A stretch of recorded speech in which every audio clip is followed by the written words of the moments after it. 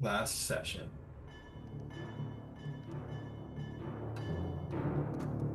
There we go. Yeah, that's the right music.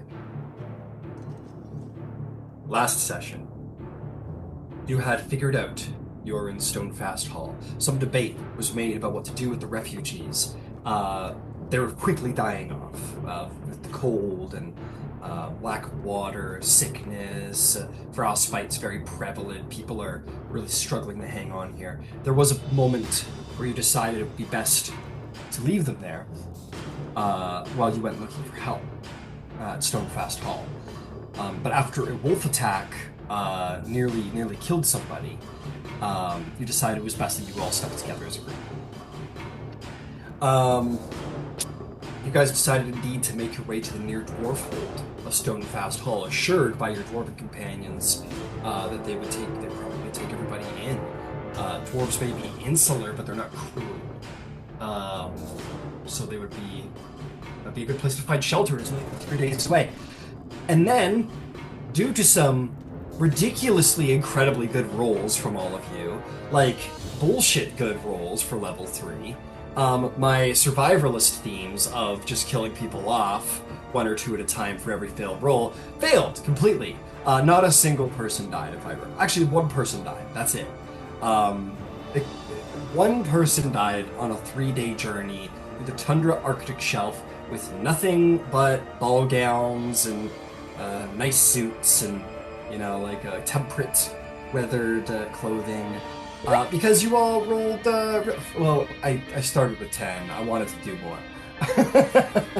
So there goes so those 3 days went incredibly successful. You guys have certainly cemented yourself as the leaders, or at least the best people to rely on amongst the refugees.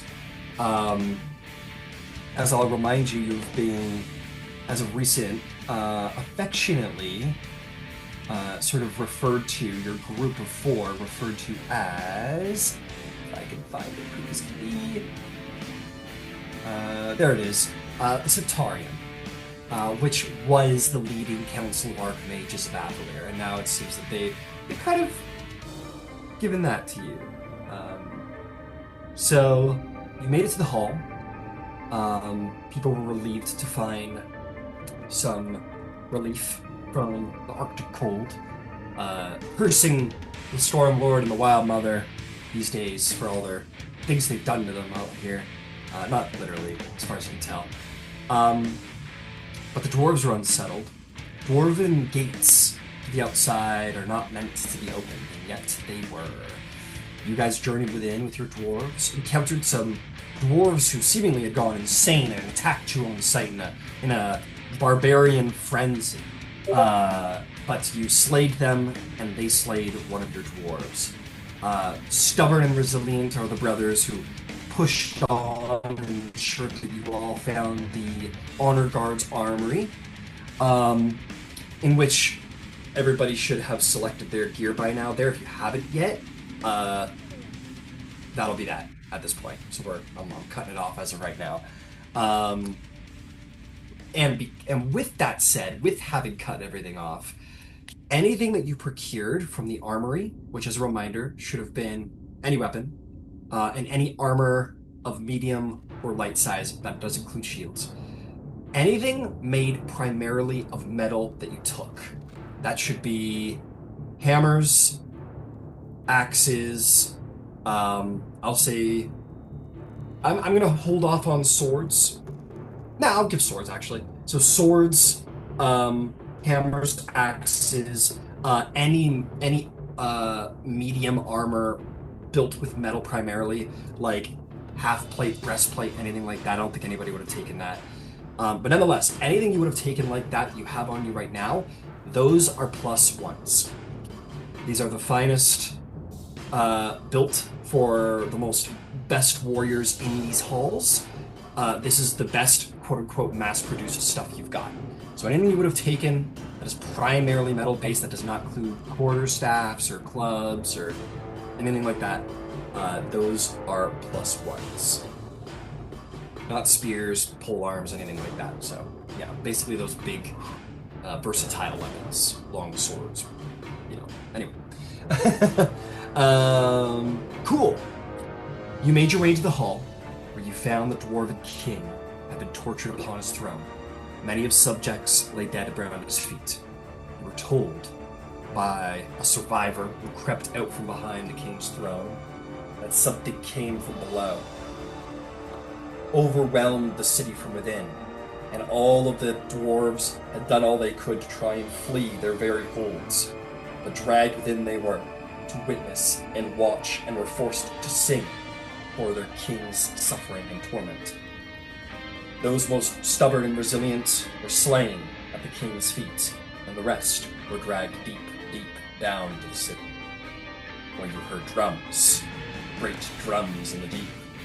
And then a great, wild mass of people, creatures, things charging.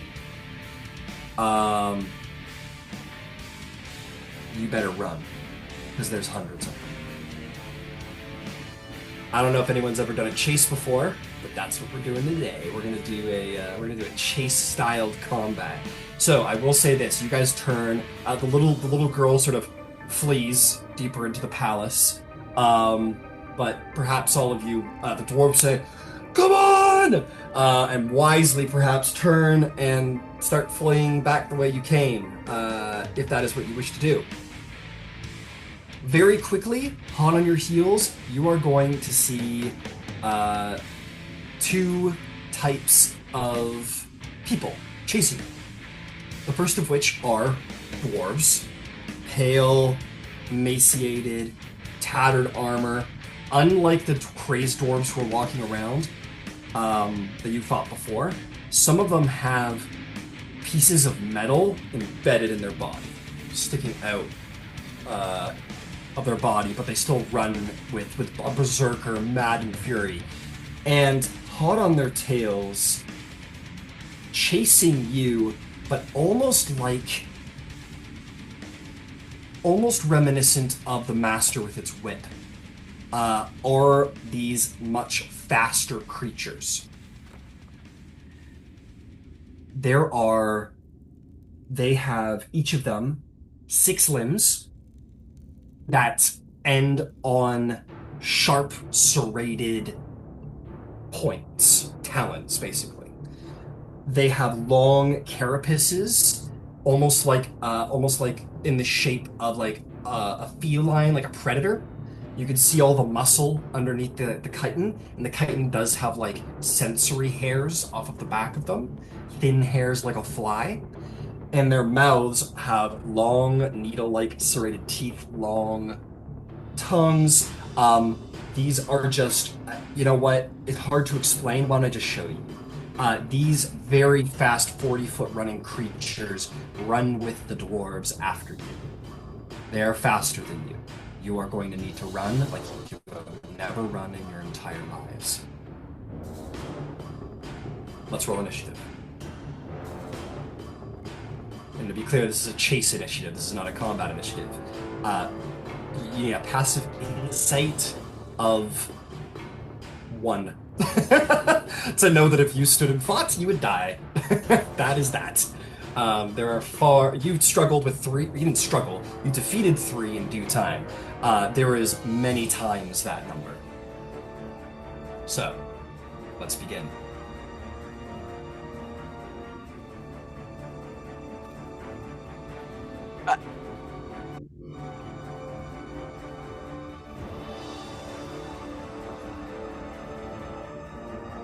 Mira rolled a net.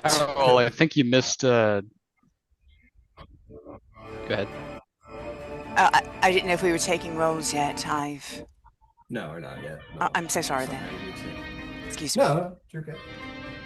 What was that? I was gonna say how all of the stuff that we got from the armory was +1. Yeah. Anything that was primarily metal based, that does not include light armor or hide armor. That does not. So like a +1 great axe, maybe. Okay. +1 great axe, maybe. Thick. Yeah, exactly. Yeah, absolutely. I got that. Yeah, if you would pick that up. Would studded leather be metal enough? No. No. Studs are like buttons, basically. What if it was black, though? What if it was sick as fuck, Black Ryan? studded I leather. consider if it was That's sick as pretty fuck. metal, I gotta say. Dwarves are considered the best smiths in the land. To make leather armor requires a leather worker, not a smith.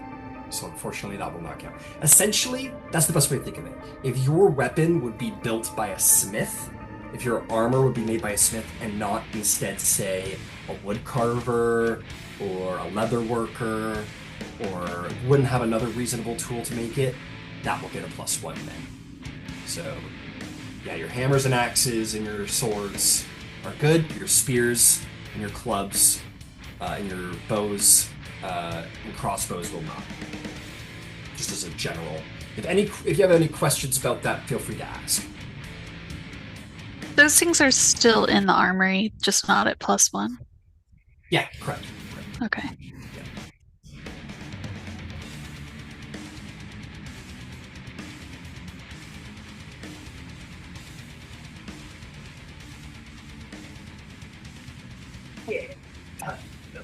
Nice. Okay, those monsters, whatever they're called. Roll 15, my dwarves, my bad guy dwarves. They're gonna roll.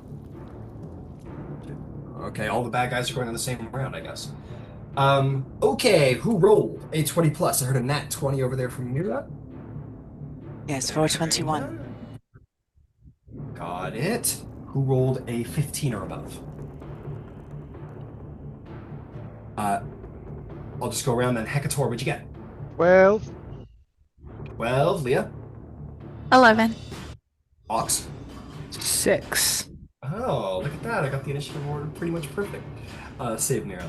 Okay, so here is how the chase works, everybody. We're going to go over the rules really quick. Chases are not very common in D&D. I don't run them very commonly, but it's time to change that. Okay, so you're level 3. Naturally, if you have like powerful magics like Fly, Dimension Door, Hold Monster, that might change the circumstances of even having to roll these, but at your level, I do not believe we have such magics available. So, you've all rolled initiative. The chase will begin. Distance to the quarry and the pursuer are important. Your job is to get out. That is your job. You're trying to get out before they get to you. So, participating in it is usually motivated by the dash action. You do not need to take the dash action, but during this, you're going to have your movement, and you're going to have the dash action. Or, excuse me, you're going to have a movement, you're going to have an action. You can use those however you please. Opportunity attacks are invalid unless there's an obstacle, like, unless you run by somebody. But the pursuer and the quarry can't opportunity attack one another. Just because you're all sprinting in the same direction as the everybody can dash 3 plus your con modifier. Every time you dash after that, you are going to have to roll a con save at the end of your turn. If you fail, you gain an exhaustion. If you accumulate 5 exhaustions, you fail the chase, you are captured. It probably bad things happen to your character. As a matter of fact, your character will probably they'll probably have to get a new one. That is the equivalent of dying in battle. In this circumstance, especially. However, you are more than welcome to make attacks, cast spells. It will hinder your ability to dash, of course, but you may do so. If you can break the line of sight upon your pursuers, at the end of your turn, at the end of the round, actually, when we hit 0 initiative, the whole group is allowed to make a stealth check to try and sort of evade your pursuer, and maybe they run by you. Depending on where you're trying to do that, you may get advantages and disadvantages. If you try and hide in like a hall with lots of shadows and hiding spots, advantage. If you're just like in a flat, nothing, that'll be disadvantage. But nonetheless, you can try and break the sight before you get out, try and sort of lose your pursuers. That is another way of trying to survive this and getting out before you run out of steam. We are not worried about second exhaustion half speed. You guys are running and all the adrenaline's up top here, so we're not too worried about that. And then, of course, you feel free to use whatever else you have. You can split. You can somehow reverse the chase. All kinds of things. There will be chase complications at the end of every round to see sort of what happens. This may be to your benefit. This may be to your detriment. Be aware. So, let us begin. So, they're coming. I know I've decorated it that they're all like right on your ass about to kill you right now, but they're not. This is for flavor. You've got some time. They don't see you yet. I will put it out there.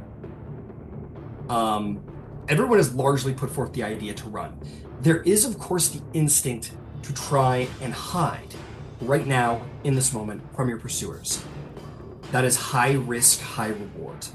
If you can hide from them right now, you may be able to evade the chase and maybe more stealthily start trying to make your way out on your terms, if you will. However, if you fail the stealth check, they will find you. They will drag you deep. Your character will die. So, high risk, high reward. Would the party, or any one of you could just fall back while everybody else runs off and try and hide. It's not a group decision. Is there anybody here whose instinct would be to hide from your pursuers as they make their way here instead of running? No. Nah. No? No from Leah? No from Ox? No? No? Okay. Fair enough. We're running. Leah. Mira, sorry. The IRAs. What would you do? She would reverse course. Go out the way she came in. Fair enough. What? And you're gonna dash, I assume? Yeah, we're just... Alright.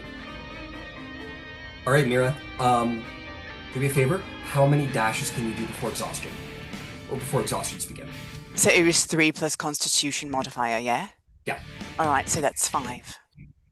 5. Understood. Okay. You take the dash action. What is your speed?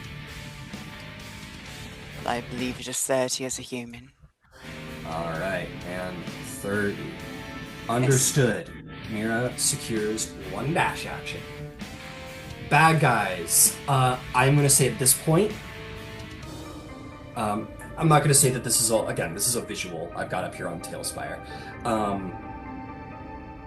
On their turn, at the end of their dashes, they are visible down the end of the hull. As you know, Dwarven hulls are very long.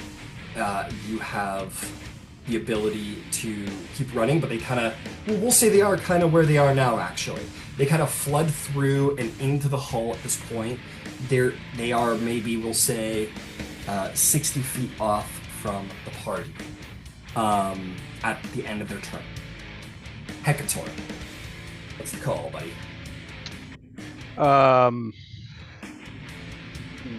Okay, so first things first, I think. Yeah. I don't know if this is going to matter too much, but I will use Uncanny Metabolism at the start of this initiative to get all my focus points back. Yeah, sure. Please say that. Absolutely. As far as like bonus action dashing, how does that factor in? It just does. You can go right ahead. I'm certainly not going to take away one of your major... That will factor into how many dashes you can take, however, as that is considered the dash action. Okay, so I can do 6 dashes, 3 plus my con mod. All right, you got 6 in you, and your speed is 40? 45. 45, excellent. Okay. Yeah, so he will... Classic. I think grab Leah. Bonus action dash. And we have 90 feet in the opposite and direction. we have determined that you can carry Leah, I believe. We have determined that. Yeah, powerful build. I think. Hang on, let me see with all the with stuff powerful that I build had. and your carrying capacity, it's just there's no issue Yeah, whatsoever. I've got an extra 350 pounds of carry weight. So. And I think Leah far underscores that carrying capacity and all. Sweet. All right, you grab Leah.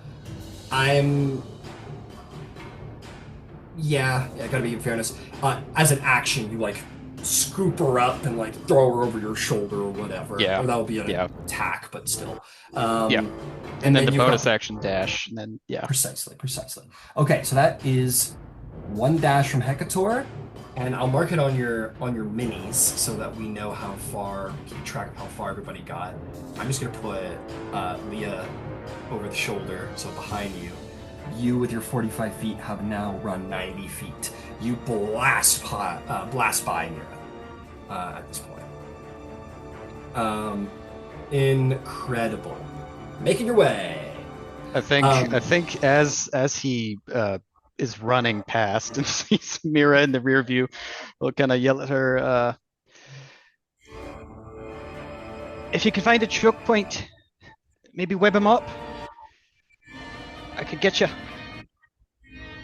And they'll just blast past. Okay. Fair enough. Leah, there's great news. You don't have to run. And as you're slung over the shoulder, you can use your action in other ways, perhaps. What would you do?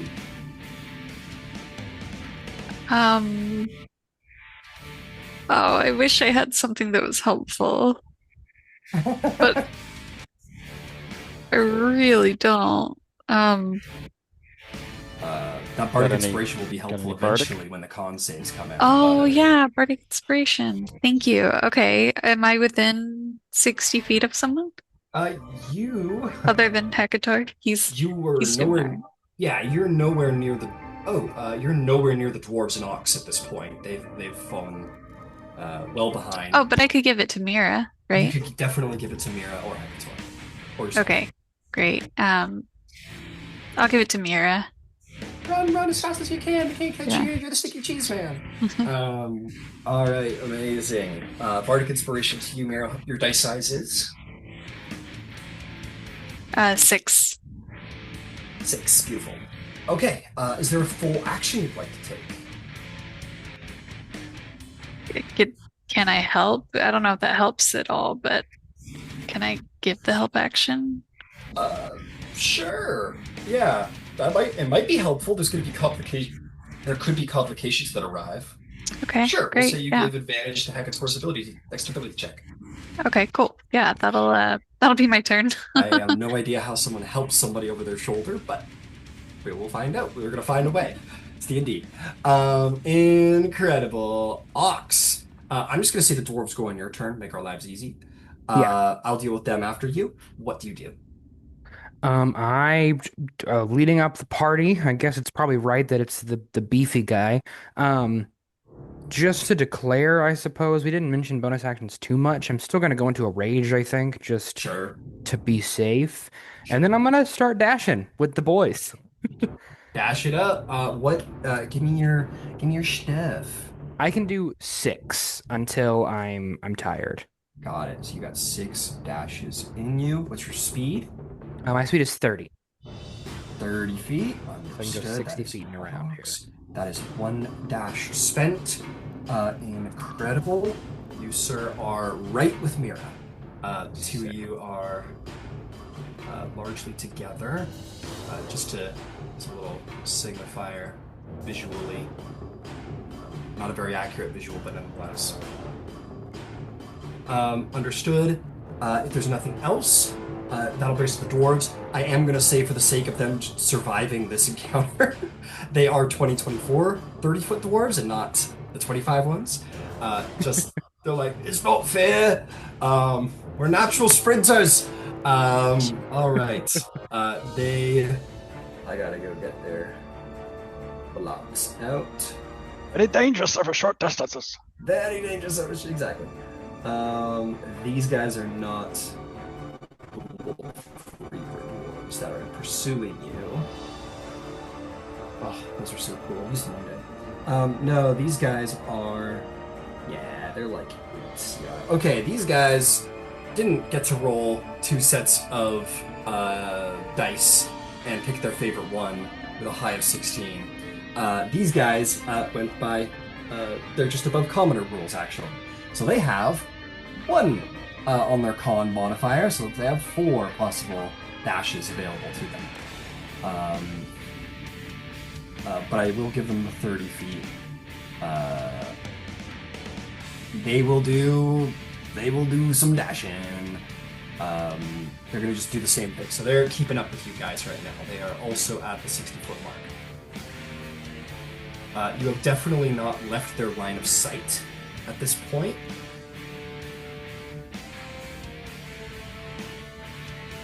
But we do come to the end of the round, in which we need to roll some chase complications. Let's see here. Somebody roll me a d12. Whoever would like to. Don't worry, you'll all get a chance. Mira, why don't you start?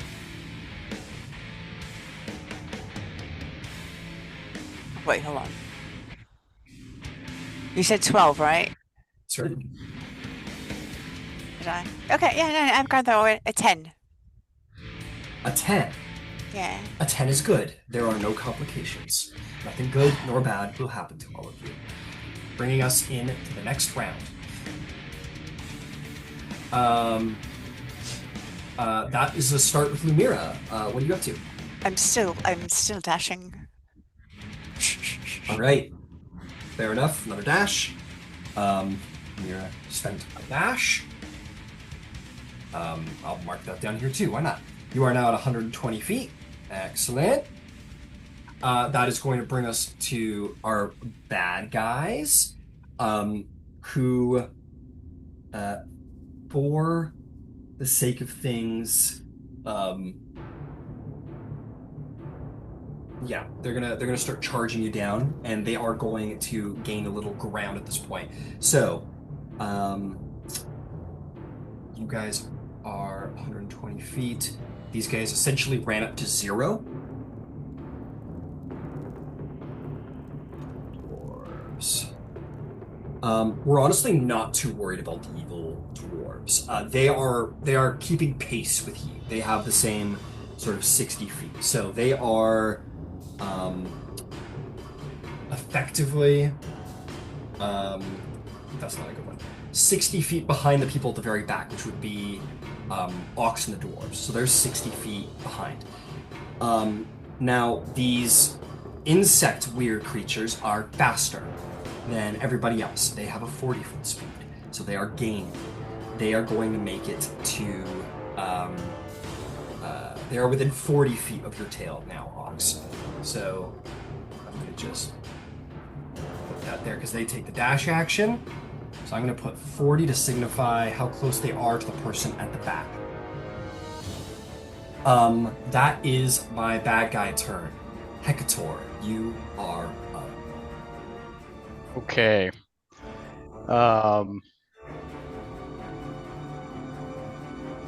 Ooh, do I want to do hot potato?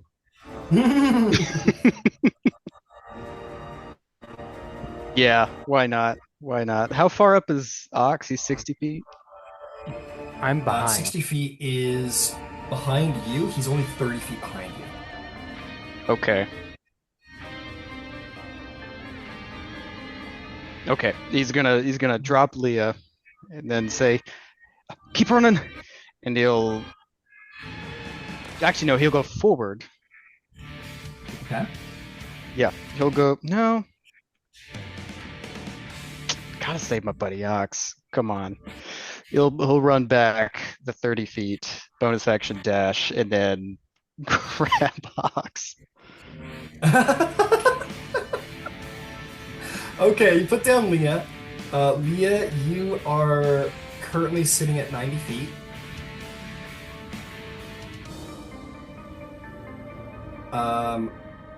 You, all intents and purposes, you slow down. This is a chase. We gotta deal with it by initiative, but you slow down and sort of fall back to where Ox is. This will cost you, distance and speed, Yeah, obviously. So you fall back 30 feet. So grab Ox. Or 25. You can fall back 25. We're being meticulous, I imagine, here with our speed at this point. Just to strategize a little bit, what is your carrying capacity, big man? Quite a lot. It's Or what do you have left is the best question. Yeah. So let me see. Carrying 103. Carrying capacity is 30 times 15 for me, which is 450. So I've got an extra 300. 350 pounds. 350 pounds. I imagine Ox is certainly above 200 pounds. Yeah, I mean, so as somebody who's a little like chubbier, I'm currently 240 and standing around like the 7 foot height. I can't like a generous read for Ox would be 300, I think. That's fair. That's fair. And Sure. with the big ass horns too Yeah, and everything. and then plus my 77 pounds of gear I have on me. Not trying to kill your idea. I'm just concerned. Noted. I think he'll still do it. He'll still like Fair enough. run over and grab you, and maybe a little bit of elemental. You'll feel like your steps get a bit lighter. You've got some air behind you. God, Just so he goes, does "Oh, exceed, come on!" come on. He does exceed your capacity though to carry, right? Depends on if he's over 350 with all the stuff. Then yes. I think we Yes. determined he's about 370. 370 something. Okay. Got Yeah. it. Yeah. So he will exceed it. All right, so you would be at half speed to drag him. That does, of course, cost you your action. It's free action to put Leah down. You can, drag Ox at half speed. So you spent 25 to fall back. You are dashing, as you said. Yep. So that put me in an extra 65 feet of move speed, half to another 30. Yeah, 45 is 90. You would be going down to 60, 65. We round down in D&D. So you would move Ox forward and yourself forward 30 feet. So you subtract 25. Oh shit, I fucked that big time. You were at 90, subtract 25, add 30. Hey, not bad. You just get back up to where Leah is. As of last round. Now with Ox kind of over your shoulder, so to speak. That will be that then, I believe, Hekator, yes? Yep. All right, Leah. You have to run. What do you do? Oh, I'm gonna run. Yeah. All right. What is your con? How many dashes can you do? 3 plus your con modifier. 4 total. 4 total, and you have a speed of 30, I assume? Yep. All right. So that is 1 dash on Leah. Leah, that's an additional 60 feet. For you, you are now at 150. Incredible. Before I move, am I within 60 feet of Hekator? You sure are. Yeah. Cool. Then I'll give him my last bardic inspiration. All right. Don't leave me. Something along those lines, I imagine. All right. Yeah, and Mira still. Actually, is falling a little behind Leah, who's probably running like her ass is on fire. All right. So that's kind of a very rough idea of where we are in the running, and then this guy's probably somewhere around there. Incredible. Okay. Dwarves go. Oh, after Ox. Ox, please go ahead. Hey, I mean, you could jump off him and keep going. yeah, I think Ox kind of like shuffles off Hekator, just like I have so much more muscle than the casters. Help them. Got it. But I will continue my stride. How far behind me will that put the dwarves? If I you want to dash. keep running, if you want to use a dash and keep going, Yeah. you have 30, 60. That would put you at 155. The dwarves are at 60. So they can get to 120? They will be able to get to 120, that's right. And they're being gained on. Now, I will say here, folks, and this is, of course, like, a choice, but they're, while you're running for dear life, panic, fight or flight, all this shit's going in, they are not running as fast as you guys, and they might serve as a speed bump for the bad guys being caught. That thought probably does cross the mind, but it's entirely up to your character of what you think your characters would do in these situations. But the dwarves are like, you see this fucking thing running up with the look of like a panther chasing down a gazelle, much faster. So, what's the plan, Alex? Okay. God damn. I can't judge its speed this turn. I have to wait till the next one. I don't want those fucking dwarves to die. I know they're NPCs, but I love those bitches. I mean, you could always throw one over your shoulder, but there is the point, you are slower than the bad guy. Yeah. Does it look like, based on the speed that I was seeing, the dwarves will catch up to the weird creature's position? What can I gather? You can gather these guys... The evil dwarves, sorry. Oh, the evil dwarves? The evil dwarves are not going to catch the dwarves unless the whatever we're calling them, the monsters, get to the bad guy, to get to the dwarves first. It's them they gotta worry about. The dwarves are just keeping pace. Okay, gotcha. Let me check. They might be able to gain on you if certain complication things happen, of course. And the dwarves might be able to get away if a complication slows down the bad guy, but... Okay, I'm gonna take a risk. I'm going to only move, and will I be able to ready an action? Absolutely. Cool. So, from the armory, I picked up a maul. I'm going to ready an attack action with the hope that it comes into contact with me and I can knock it prone with my weapon mastery. All right, so my apologies. To be clear, there are many of them. Okay, gotcha. Sorry, it's not one. You're good. I will be fair and say that, like, it's not a horde that there are dwarves. We will say of these guys that have run ahead, I will roll a dice to see how many of them have sort of made their way to the front of the dwarf chase and have sort of ran out ahead to attack. There are 4 of them, in fairness.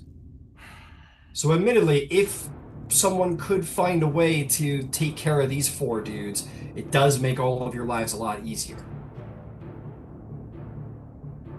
But then there's still the dwarves to contend with, and while you're battling those guys, the dwarves will catch up, and there are an accurate number of dwarves over here. Yeah. God damn it.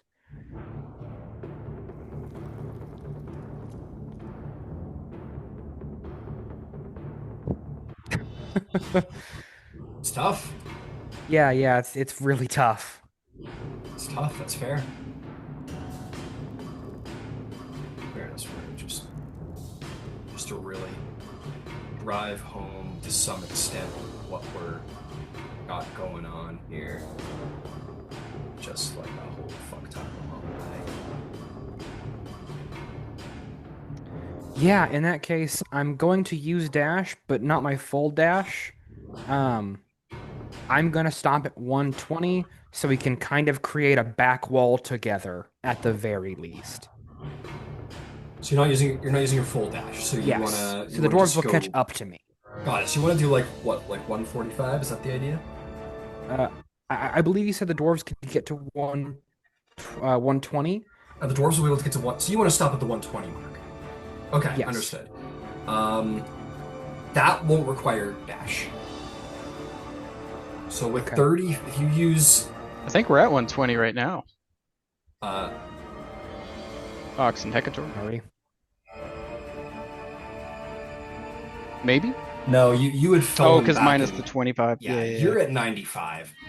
So you can move forward, Ox 25 feet, and be at the 25 foot, or the 20 foot, 120 foot mark. and they will catch up to you next round. Yeah. Got it. So as a note, Hekator, you like run back, grabbed Ox, and like in the narrative perspective, I imagine Ox is kind of fighting. Like you're dragging him, trying to save him, and he's like looking back at the dwarves, and he's like maybe like kind of lagging in his run. He's not really got his heart in it, and he's trying to fall back to his original position, essentially. As a narrative note, as a fun RP moment. Yeah. I think Ox is very much focused on the dwarves that have been also helping since step 1. Yeah. I think I'm using my full move, and then I guess I'm taking a dodge action if that matters. Sure. But that's kind of where I'm at. Fair enough. Okay. I love those guys. That's gonna bring us to the dwarves, and as said, I'm gonna follow you back a little bit because you're at 120, and well, technically speaking, you are ahead of Hekator at this point, who is, you've sacrificed your distance. The dwarves definitely catch up to you to 120. So the narrative there is like Hekator, like held back to like basically like go and like push you on, and now Hekator's at the very back, having compromised himself essentially to make sure you got forward, and now he is definitely closer to the bad guys. So they had run forward 80 feet. This is a pretty good point. They had run forward 80 point. They were 40 feet from the back of these guys. They would be 20 feet away. That would get them to the 100 mark. So these guys are going to make it to 100 feet, if I'm being accurate here, as I had said, in which they absolutely catch up to Hekator. It costs them their dash. Evil dwarves are dashing. These guys have dashed. They can't take opportunity attacks against you, Hekator, and they can't grapple you or attack you this round. But they are like, no shit, on your heels and around you at this point. So they've got a 5. Okay, and they've used 2 dashes at this point. So circumstances being, Hekator's like here, like they're around him, like they've got him. He's like he's disappearing into the mob at this point. And you guys are like, I'm being very rough marginally, but 120, Mira, you're here. You're a little bit ahead there, Leah. This is the circumstance right now. Like you Hekator, they're right, like next round they're gonna get you. Possibly, but you're pretty fast. That's the issue with like trying to, play ups and downs and backs and forths. It gives them a chance to gain on you. So I think you guys have that very sort of human start to the run, where some of you take off running to just try and get away and save yourselves, whereas others of you are like, no, come on, and you like run forward and realize someone kind of tripped and go back and try and save them. And while you're being heroic and altruistic, the monsters fucking are about to jump you because of it. That is going to bring us to a potential complication which could save the day or possibly end things for one of us. I would like Hekator to roll the d12.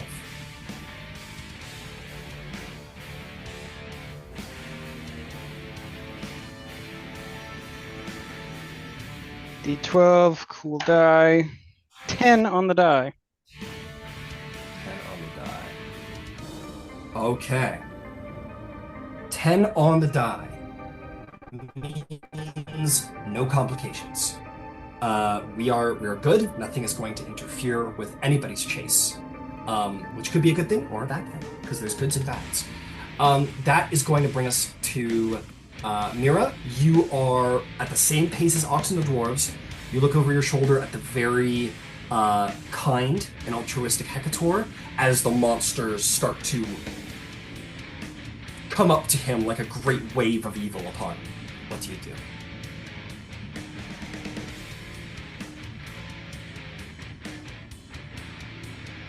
She has to get Leah out.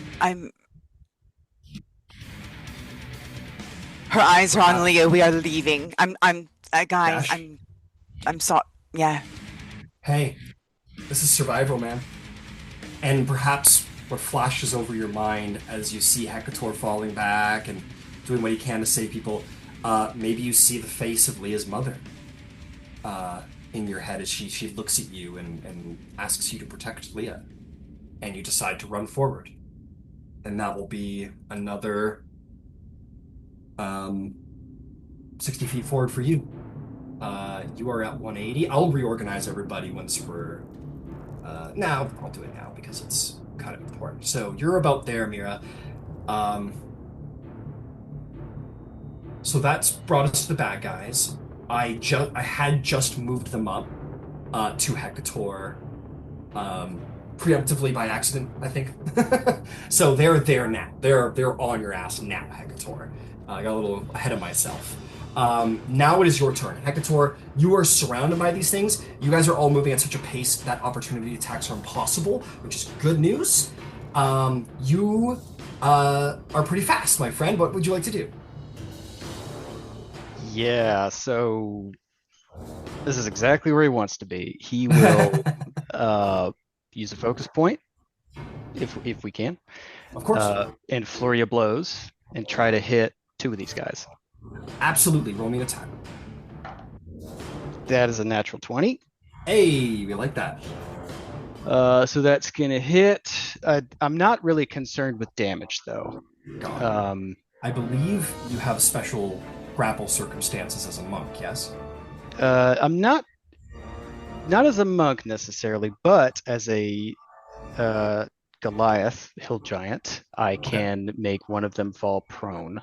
Oh, So that one is prone, and I will, on the second flurry of blows, basically he's running and he like tries to, I don't know exactly how, but like sweep a leg out of one of them and just trip them.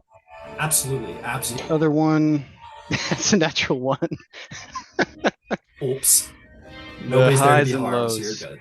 Yeah, he tries to go for another one and just completely beefs it. And for his action, he will dash. All That's his right. third Mark off dash. Third dash. Yeah. 90 feet away. Okay. 90 feet away. I'll toss 90 on there for you, sir.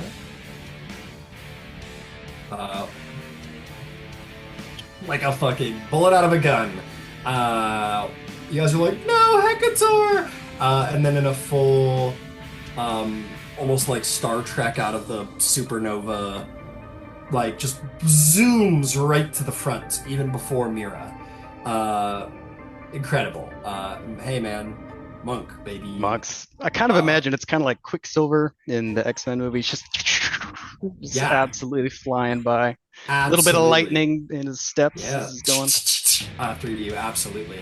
That's okay, beautiful, Hekator. Definitely gave everyone a heart attack, I think, but you're still going strong. That is going to bring us to Leah. Leah, what are you doing? I'm gonna run. Dash. Leah's dashing, fair enough. All right, I'm going to put another dash on you, Leah. You are starting to feel it. You're about halfway through your sprinting reserves, shall we say. And that is that. Do I see like how far we have to go? No. You guys are actually at 200 feet. You have left the dwarves, the Dwarven Palace. You now have entered into the Great Hall, and you need to get through the Great Hall to get to the antechamber, and then you will get out the doors, which hypothetically should save you. Hopefully might save you at least. So that's kind of the goal. Oh, I don't think we can do it just based on the math. Like, sorry. Okay. I don't know. I don't think we can do it, guys. Maybe that's an in-game thing. Leah starts screaming and panicking that we're all fucked. No, she wouldn't do that. I'm saying that. Great. Okay. You should be at your. We had you at 150, didn't we? We have you. Where? Sorry, you asked me right while I was adding it in. You've dashed and you've dashed, so we're. No, you're at the front of the pack. I haven't added it yet. Okay. Damn. So yeah, at 200 feet, Leah, you have passed through the doors of the Dwarven Palace. As a reminder, breaking the line of sight, there might be a possibility where you guys can gain on them enough that you might break the line of sight and you can try and hide, and get away that way. Okay. So, beautiful. That is going to bring us down the order to Ox. Ox, you wished to have held up for your allies. Held up you have. What would you do now? How do we feel about throwing dwarves? We've done a 180. Suddenly I don't care anymore. No, not into them. Not into them. I mean, away. Oh, throwing them. Give them You more can, distance. but you're going to have the same issue, my friend. Except you're not going to have monk speed to back you up. Yeah, I know, but the dwarves don't have any speed. I guess at this point we're all running together. Yeah, I'll just full dash. Okay, beautiful. I will say this. If someone fell behind and got caught, that would create a significant advantage for everybody else to get some... to go forward a little bit more. So if someone were sacrificed here, or someone fell behind... Yeah, but that makes me sad. But it'll make you sad is the issue, of course. Alright, 180. Beautiful. You're up here. The dwarves are hauling ass as well. Plus 60. Plus 60. Ox is now on dash number 2. My dwarves are on dash number 3. And they are... So you guys are all sitting at the same pace right now. All of you. Okay, that is going to bring us to the end. First things first, you knocking this guy prone will be a potentially very good advantage. Because everyone behind him who is running, that's an obstacle they got to try and leap over. This is going to be sort of the, like, you know when you see all the bikers, like the huge horde of, like, fitness bikers, and the one guy wipes out and then everyone's fucked because nobody knows what's happening at the front? That's going to impart... There's a lot of people here, but this is going to be helpful. So, let's see here. What would be... So this is going to be considered a blockage. This will affect this one and a significant number of dwarves behind him.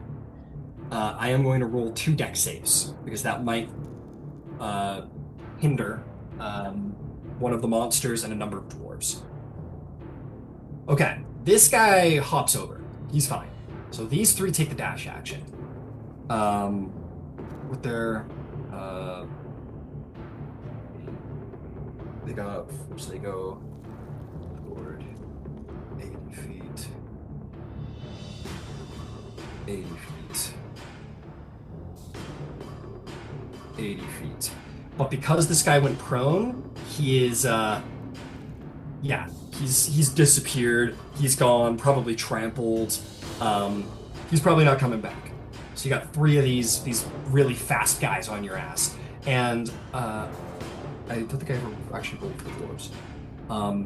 A number of dwarves kind of trip over themselves, and it creates like a significant roadblock at the back.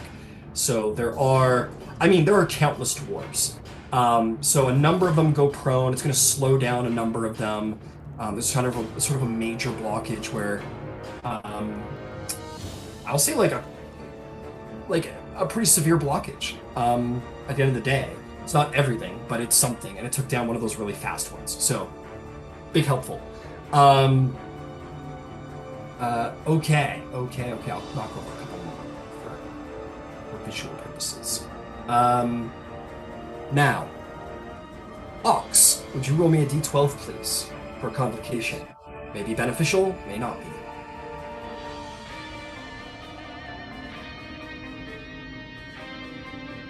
What's a 2 look like for us? That's 2. We are going to have a complication in that case. By the way, bad guys are 10 feet behind Ox and the dwarves, and that would be 15 feet behind Leah and Hekator at this point. But like the dwarves have largely fallen behind. They're keeping at pace with, frankly, the dwarves. So they're 60 feet back from the dwarves. I'll just use this guy as like a marker for that. Okay. You rolled a 2, you said.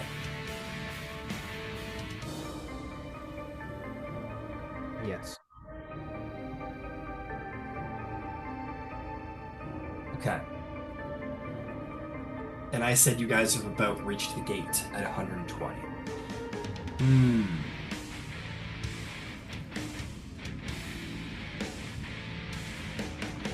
I am going to say, and you would have came over this on the way in, there is a fairly large number of bodies blocking your path. So you guys realized they were trying to get out, essentially. Also, maybe not bodies. There's just debris at the end of the day. There's a lot of debris, maybe like a fortification of some kind. The dwarves built this place to be defensible, and if they needed to fall back, they'd go deeper into the city, and it is not optimal for exiting. So you guys come to sort of a dwarven defense that is meant to be beneficial to people falling back, not moving through them. And you guys have to deal with that. So, in order to get by, I need a strength or dex save, your choice, from everybody. DC of 10. If you do well, this could potentially be very helpful. Nat 20. Very nice. Hekator, you vault that shit like a professional. 16. 16. You vault that shit like a professional. Was it a save or a check? Save. Cool. Can't hear you, Mira. May I use one of my luck points? If you haven't rolled yet. I haven't. All right. Because you're 2024, I believe, so it grants advantage. Right, so yeah, so that's what I was hoping for. Cool. Ox, what'd you get? 9. A 9. That's a failure. Yeah. Okay, You I still got have the heroic. You're raging, aren't you? 16, 18. I didn't take 18. any damage. Oh, Yeah. you lost your. You lost. Well, Pickup. you can maintain a bonus action every round, right? Yeah, I would have had to do it 2 rounds ago and pretty much went through all of my rages since. And I don't know what's at the end of this tunnel, you know? 19. Yeah, burns. Well, 22. Well, you can. What's that sorry. here? 19 for Mira. 19. Excellent success. Sorry, Ox. You were okay. Got it. Ox, you were. Yeah, I think the new Yeah, barbarian. so you can burn them through short rest, but I only have 2 more. And even if I was doing that, we would have passed that, I believe. Well, I thought there was this like new thing where you can Yeah. like you don't have to actually spend rages to keep it going. Like every Um, turn, you can use your bonus action to keep the rage going. Yeah, I heard that. I could have swore it was you burn a new rage thing. That's how it used to be. think so. I thought there was. No, they fixed it. The They rage fixed lasts it. until the end of your next turn, and it ends early if you don't. If you don heavy armor or have the incapacitated condition, if the rage is still active on your next turn, you can extend the rage for another round by doing one of the following: making an attack roll, force an enemy to make a saving throw, take a bonus action to extend your rage. Oh, so I Um, can just keep going? It doesn't use As anything? 10. long as you have the 10 bonus is action to correct. spend, you can keep it going.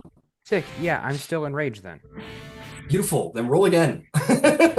Please. I'm gonna roll for our dwarves. Let's see if they can make the roll. Oh no. But they're oh shit, where did I oh there they are. Well, they're +1. I'm rolling bad this session. What'd you get? I got an 11, so I did pass. You But did pass. You did pass. Hey, there's we'll something take it. chasing me.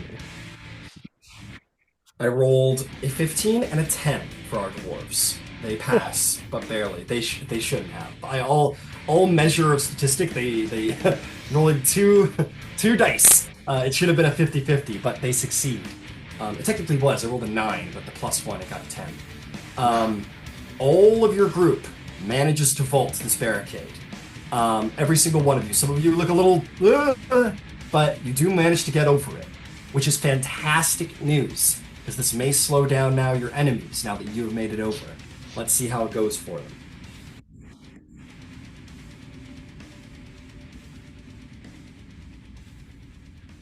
How far away is one of the guys behind us? Behind you, you are at 210. He's at 175. So that would be... let's see here. 35. 175 minus... Sorry, my math brain isn't working today. That would be 35 feet. Great. I'll do unsettling words on one of the guys. And what does that do? It just subtracts a bardic inspiration. Oh, I'm so sorry. I used all my bardic inspirations. All right, no Never worries. mind. My bad. My bad. No worries, no worries. Okay. So, one of them makes it over. One of them fails the saving throw. And the last guy fails the saving throw. So, I'm going to say, in the name of Mercy, the guy who's got a little bit more distance on you, he's going to be one of my failures, as will one of the two at the back. I think that statistically works out anyway. Essentially, the barricade is going to count as 10 feet of difficult terrain, which essentially equates to 20 feet. So to make our lives simple, this guy is going to subtract 20 feet from his distance towards you guys. And so will this guy, as they struggle to get over the barrier. They are now sitting at 150 back here instead. They have fallen back. This guy is taking the lead at 170 though, and is still 10 feet from Ox and the Dwarves, 15 feet from Hekator and Mira. So it helped. It gave you guys a little bit of breathing room. That's good news. We're not too worried about the dwarves. I'll roll anyway. I'll roll the little horde back there in quarters. And one of those quarters is sort of out of the game because it got knocked back. Yeah, a whole, like half of them struggle to get over it. Some of them are still ahead, but most of them kind of fall back because they kind of struggle to get over the barricade. So I gave this guy the 60 feet. Yeah. So they've fallen back a little bit. Okie dokie, that brings us to the top of the round. Mira, there are bad guys. What do you do? I'm going to continue to run. If I'm counting correctly, she has 2 more dashes before she has to start taking exhaustion or whatever. You have 1 more before you have to take exhaustion. You had 5, and this is our 4th round. Oh, very well, thank you. No problem. But yes, that's... Hey, absolutely. You escape the Dwarven Palace. Excellent news. You're at 240. A little in front of Leah, and that'll bring us to the bad guys. All right. 170. If I add 40 to each of them, that brings that guy to 210. So he is simply going to go to here, which would be... Where are these guys at? 120? These guys will just stop at 115. These guys have 40... Oh, what am I doing? Was I not at... Oh, they're at 180. I guess I failed to add for this guy. Hang on. We're going to roll that back. We're going to roll that right back for a minute. So he was at 155. I say he was 10 feet behind Ox, so he was at 170. So, yeah, he moves forward 5 feet to 175. and is going to get up to here. And I think it's going to be a random target. Frankly, I think it's just one of the dwarves. I mean, if we're trying to capture someone, we're probably going for the smaller creature instead of the amazingly buff devil, who technically might be on our side. Who knows? So, these guys... Actually, he's going to try and wait for an ally to catch up, because they work better in packs. So, this guy's got 40 feet. 40 feet brings him to 195. So he's going to stop short right here at 175 similarly. And this guy's going to stop similarly at 175. They are going to attack. And I think each of the three of you are getting attacked. Okay, so they have 2 attacks. They could stab or they could spike. I see no... Oh, spikes are ranged. Oh, spikes are ranged weapons. Interesting. But they will stab. They will take their front mandibles and just try and stick them. So, 2 attacks for each of you at advantage. First attack against our dwarves is... they would have got armored, in fairness. In fact, I think they would have... I think almost comically, I think they're in plate armor. Like, these guys are stonemasons, and they're in, like, honor guard plate armor. So in fairness, that doesn't hit. They are incredibly well armored. Next attack... definitely hits with a natural 18. They got good AC, they don't got great hit points. That's going to be 8 points of damage, which bloodies him. Next guy is going to get attacked. That's a miss at advantage, because plate armor is great. The next attack is a natural 19, which will hit. Or...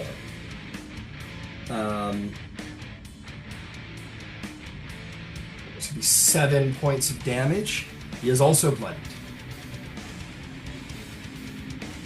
Last attack is for you, Ox. Luckily, you're a big, strong man. Well, tiefling. That's going to miss, I think, with a 11. Yes, misses. Whew. The next one is absolutely going to miss. Just trying to, and you're just too dexterous kind of getting around. So no attacks hit you. Your 2 dwarves have been caught between the plates.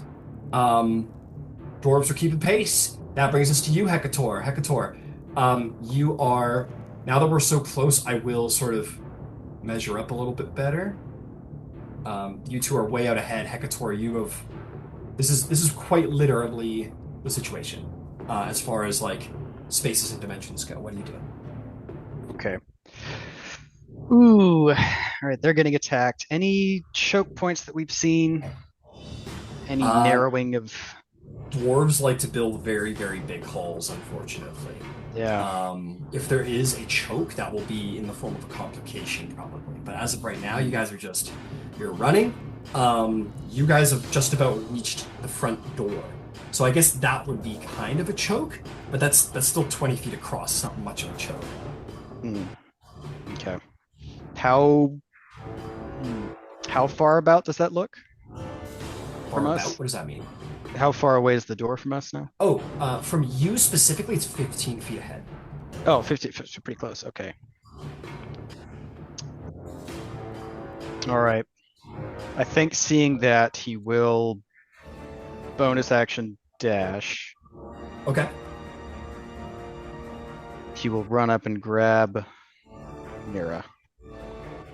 All right. You run up and grab Mira. You add... you got 90 feet. Mira's at 240. Plus 90 gets you to 275.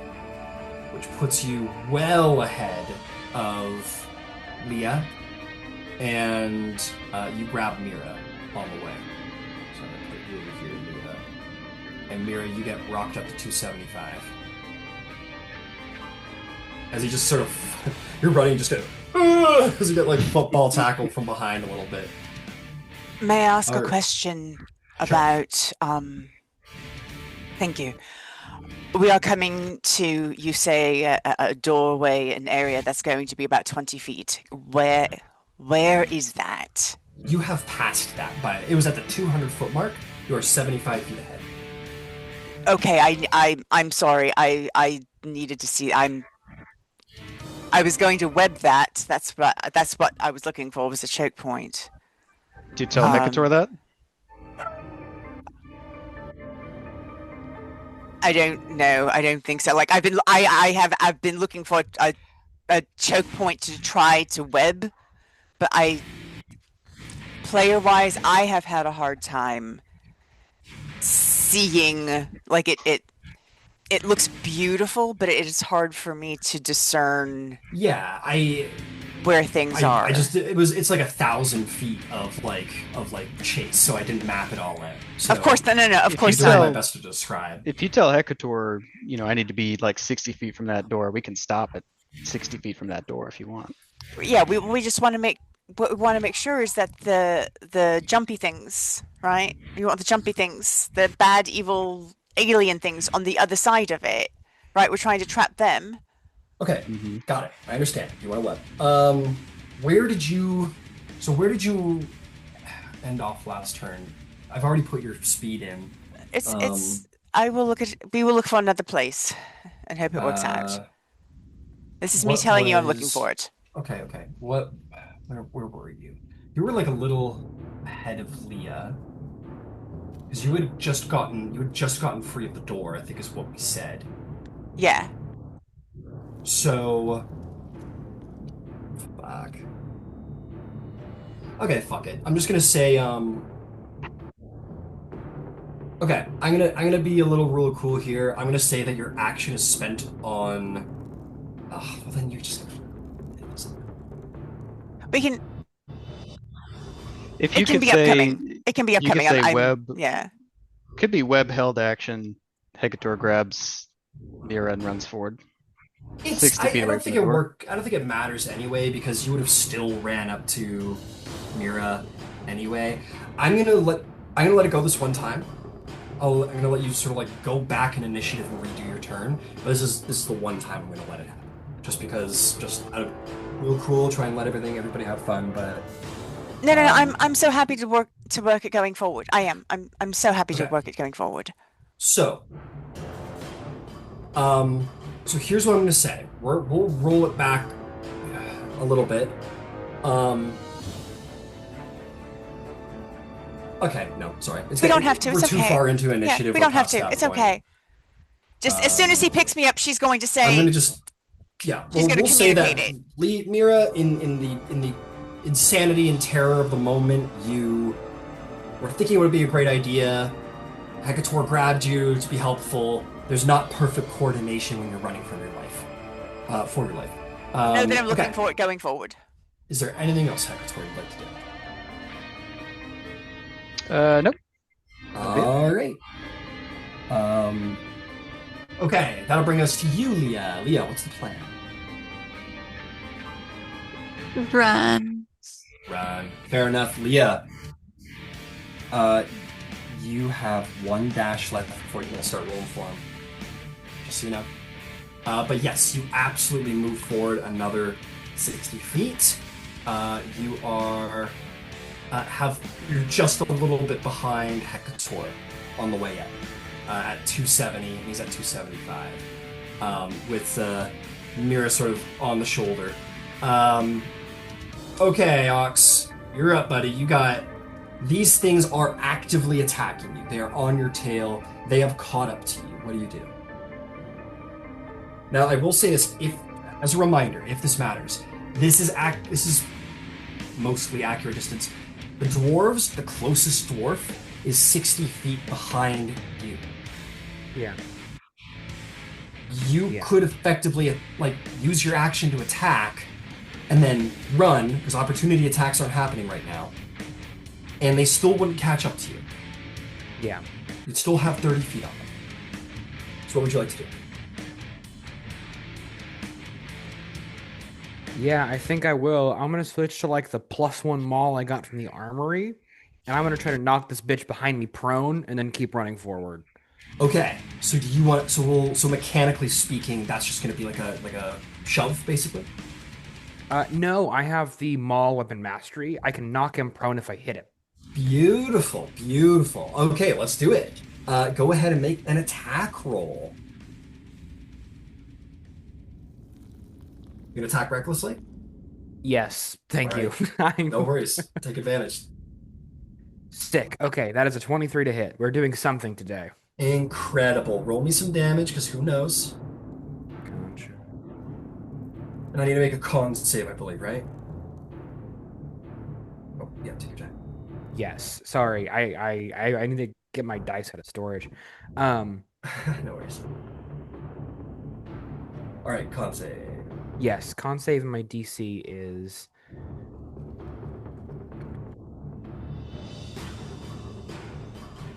sorry, I'm still new to the weapon mastery thing.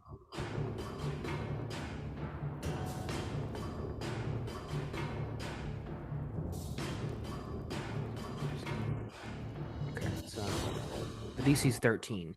This is 13. I hit him for 26 bludgeoning damage. 26? Holy macaroni!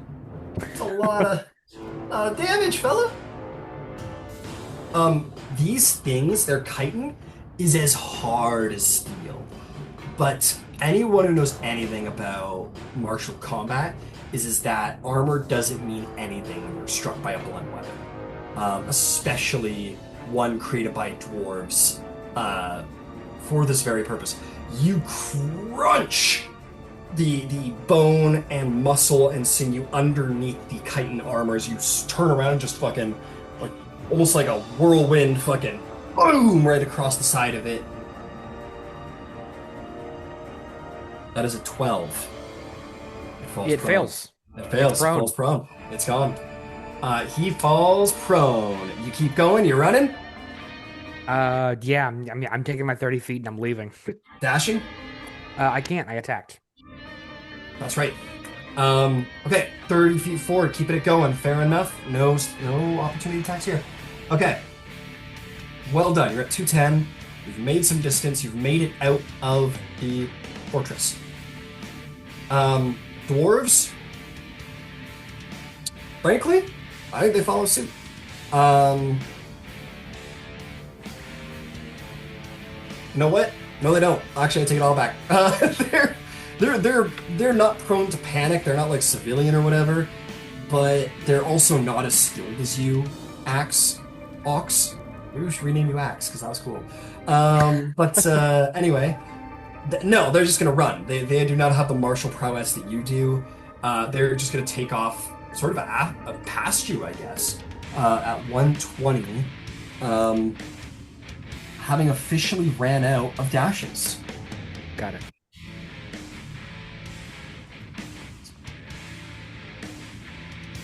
And that is plus 60, 240. I put too much spin on this guy, I think. Oh no, I didn't, did I?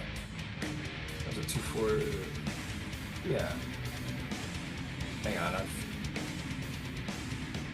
Yeah, you added 120 to one of the guys instead of 60, I think. Okay. Okay. So I need to take 60 off of this guy. It's 240. Okay. Sweet. Thank you for that. A lot of moving parts. So I'm just going to put you guys down here to move things along a little bit. Okay. Beautiful. That brings us to the top of initiative. Leah, you are my last person to have rolled for complication. Go ahead. Rolling d12.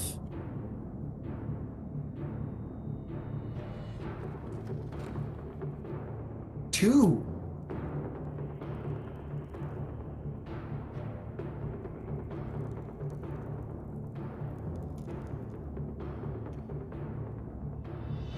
Okay, I like this. You are running. Actually, well, we already did the 2, and I made my pick over there. You're essentially running, like in the image here on roll 20. You see that little bridge that goes over the ravine? We're gonna say you're running across that bridge right now to get to the Great Hall. And there's another blockade. There's another sort of dwarven fortification that you guys need to vault over. So I need another round of strength or dex saves. Please, DC 10. Dwarves both succeed on a 16 and a 19. Very impressive, dwarves.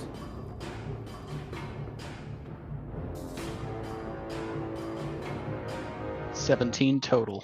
Save, very good. I don't think you need to roll, Mira, because you're on Hekator's shoulder.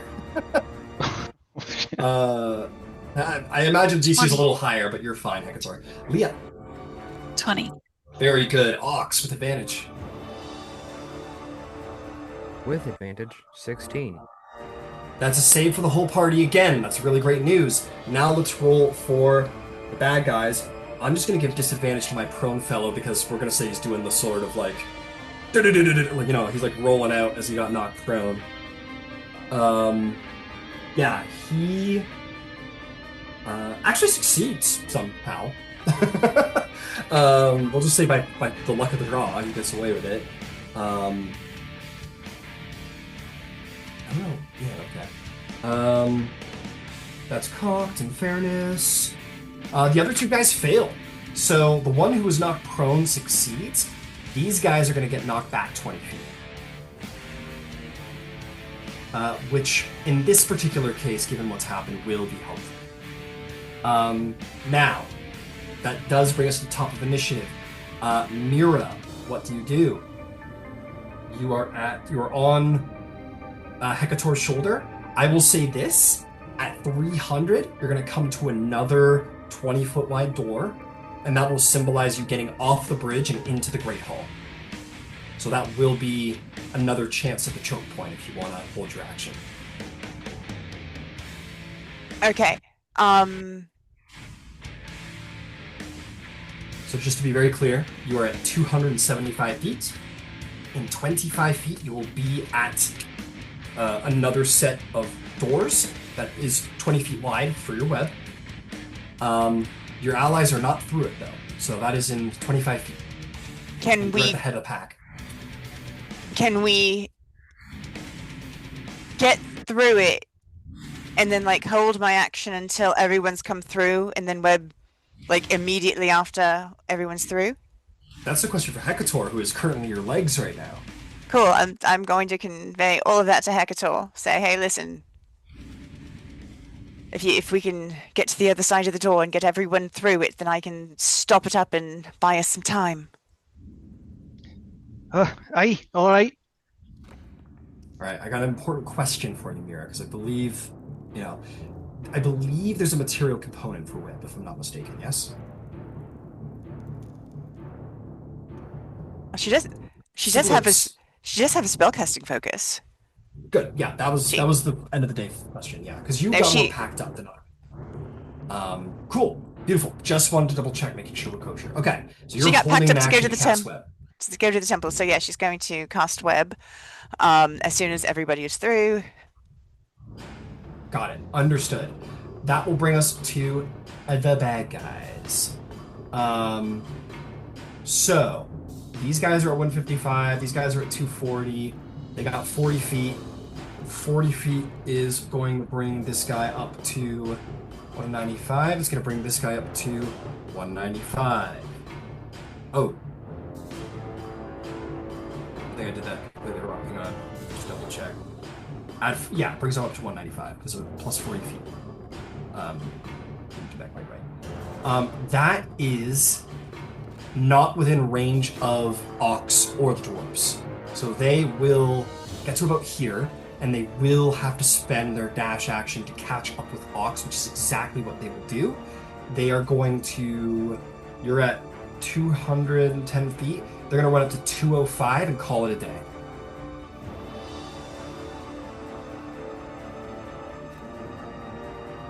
And that will be another dash. Okay. The dwarves got the roll initiative. Okay. No. These guys are that one. Okay, beautiful. Okay, so 205. These guys get right on your tail again, Ox. They're not able to attack, but they get on your tail. This guy fell over at 175. That matters because I said they were right on 60 feet behind the dwarves. So 240 minus 160 is 180. So the head dwarf should be at 180 right now. Now, I want to see if they end up tripping on this guy. They are certainly going to maintain a dash.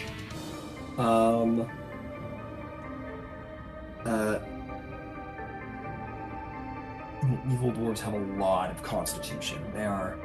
They can buck and run.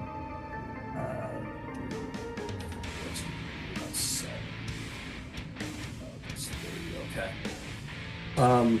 So with another dash spent, that brings them to 4. That's 60 feet. So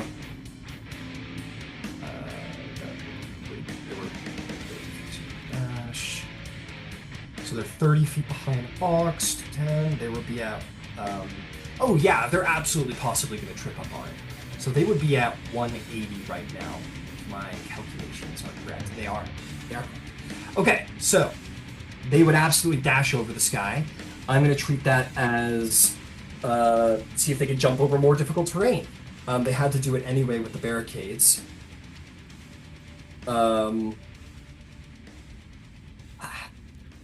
So of the remaining, basically a quarter of all the dwarves got knocked back by the one guy falling over.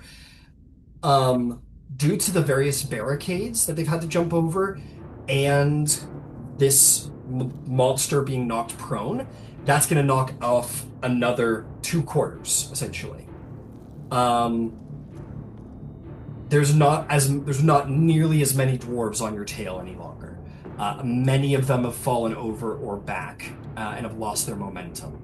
There's still a chance they can catch up by the power of Dwarven Constitution, but it is not looking good for the evil dwarves. They have fallen back, or have tripped up, basically, at the end of the day. So that's where we're at. Things are looking manageable. You guys are starting to look not so bad. This guy's gone. This guy's lost in the rampage and got stepped. And the amount of damage he took, he probably got stepped on to death. He got stomped, killed. That brings us to Hekator's turn. Hekator, as a reminder, you are 25 feet from passing the threshold of the next gate. You were asked by Mira to give her the opportunity to essentially cast a spell. What would you like to do? Sure. So how far behind me is the closest enemy? The ones hot on Ox's tail are at 205, and you're at 275, so 70 feet back. 70 feet back. Okay. So you could run past the door, wait there, and hold an action to dash once the spell is cast. You could do that. Mind you, I don't know if Ox is getting through that gate in the next round. Because that's... Yeah, probably not the next round. That's 95 feet Ox has to cover. Okay, so I've got...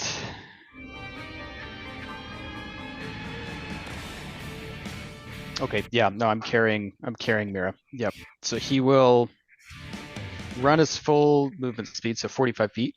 Okay. So straight through the doors. Do you want to you could leave her there and just prop her down and keep going? Well, the wait. Spell's got some range to it, right? So it sure does. Yeah. He'll go his full move speed, I think, 45 feet. All right. With the door definitely in sight, and drop Mira, and kind of take his bow off of his back and kind of just wait there. Okay. We'll say he'll ready an action. He'll ready an action to shoot an arrow once it's within 80 feet of him.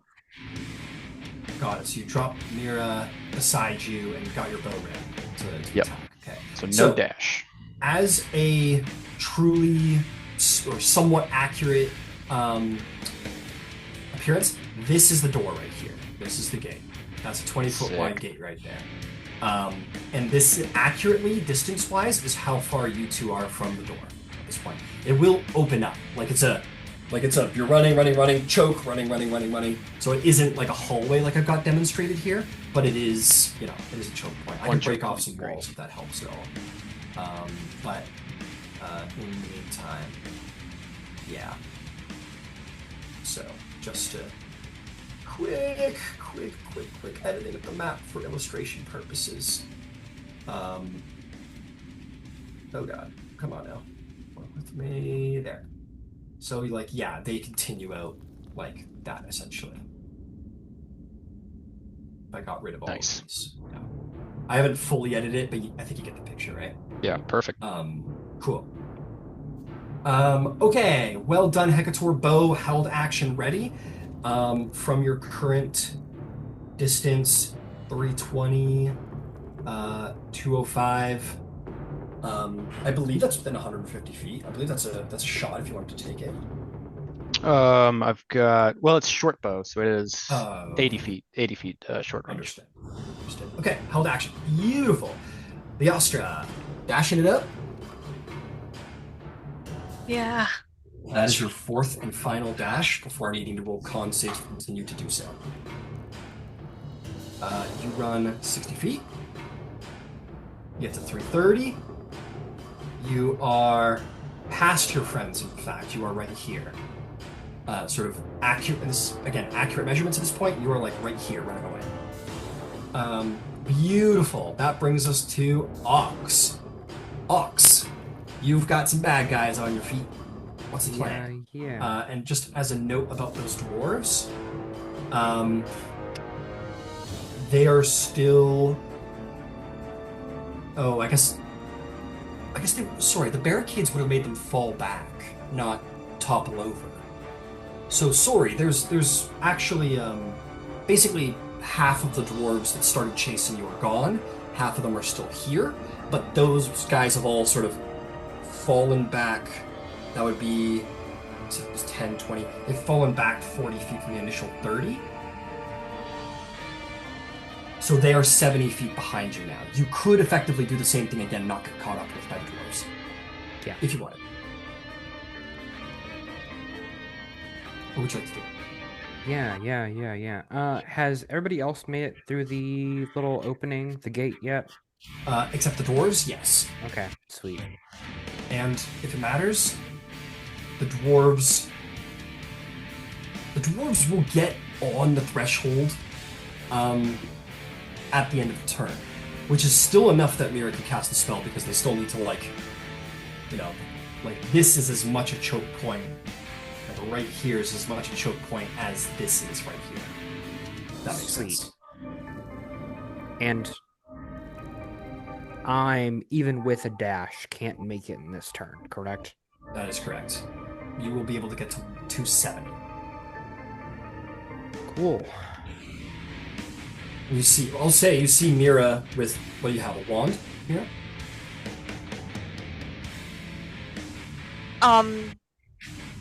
She has like a crystal orb.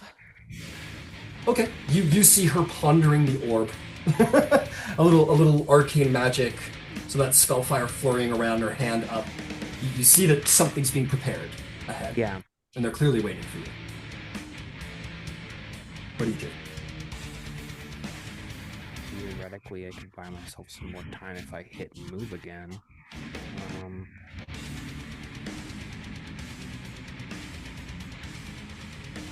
I'll tell you what. What is your strength score? Not My the strength modifier. score, I believe, is 16? Yeah, 16.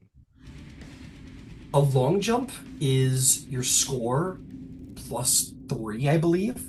That is 20 feet. That would land you directly in the later half of the webs, but you could potentially make an athletics check to just get like a little bit extra push and maybe jump over the potential spell. Yeah. If you wanted to give the signal. I mean, technically you don't know what's being cast, but it's fine. Yeah. Yeah, no, I'm gonna try to jump it and hope that the dwarves can just make it. So you're gonna hard dash. Yeah, hard dash and a jump, I suppose. All right. Uh, so you're gonna dash.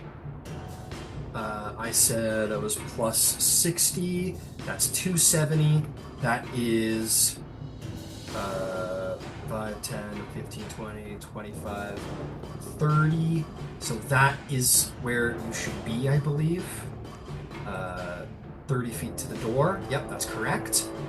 So that's accurately probably where you are in relationship to the gate. You see...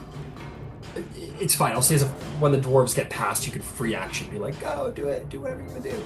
And that could be your turn. That is your third dash, Ox, I believe.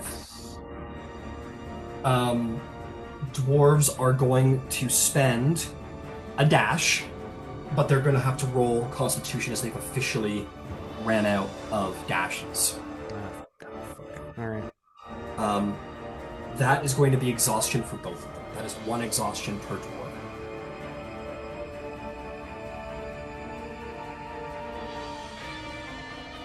Are we using 2014 or 2024 exhaustion? I'm not worrying about the actual effects of exhaustion. This is more of like a countdown Gotcha. to dying or falling out of the chase. I'm not worried about the actual like disadvantage or half speed or any of that shit. I don't know. Maybe I should. Let me double check the exhaust or the chase rules. I was thinking more than just this combat or chase scene too. Like what I like to use whatever the group likes, honestly, because they both have their merits. What do you guys like? Do you like the 2024, where basically each exhaustion gives you like, I think like -5 feet and -2 to attack roll, saving throws, and ability checks, and then that multiplies for each exhaustion? Or do you like the original rules, where there's very specific things that happen to you each time? Both are pretty brutal. Both are pretty brutal. What is everyone's preference? What do you guys like? I think I prefer 2014. I was gonna say I probably prefer 2014, but not enough to be angry about it.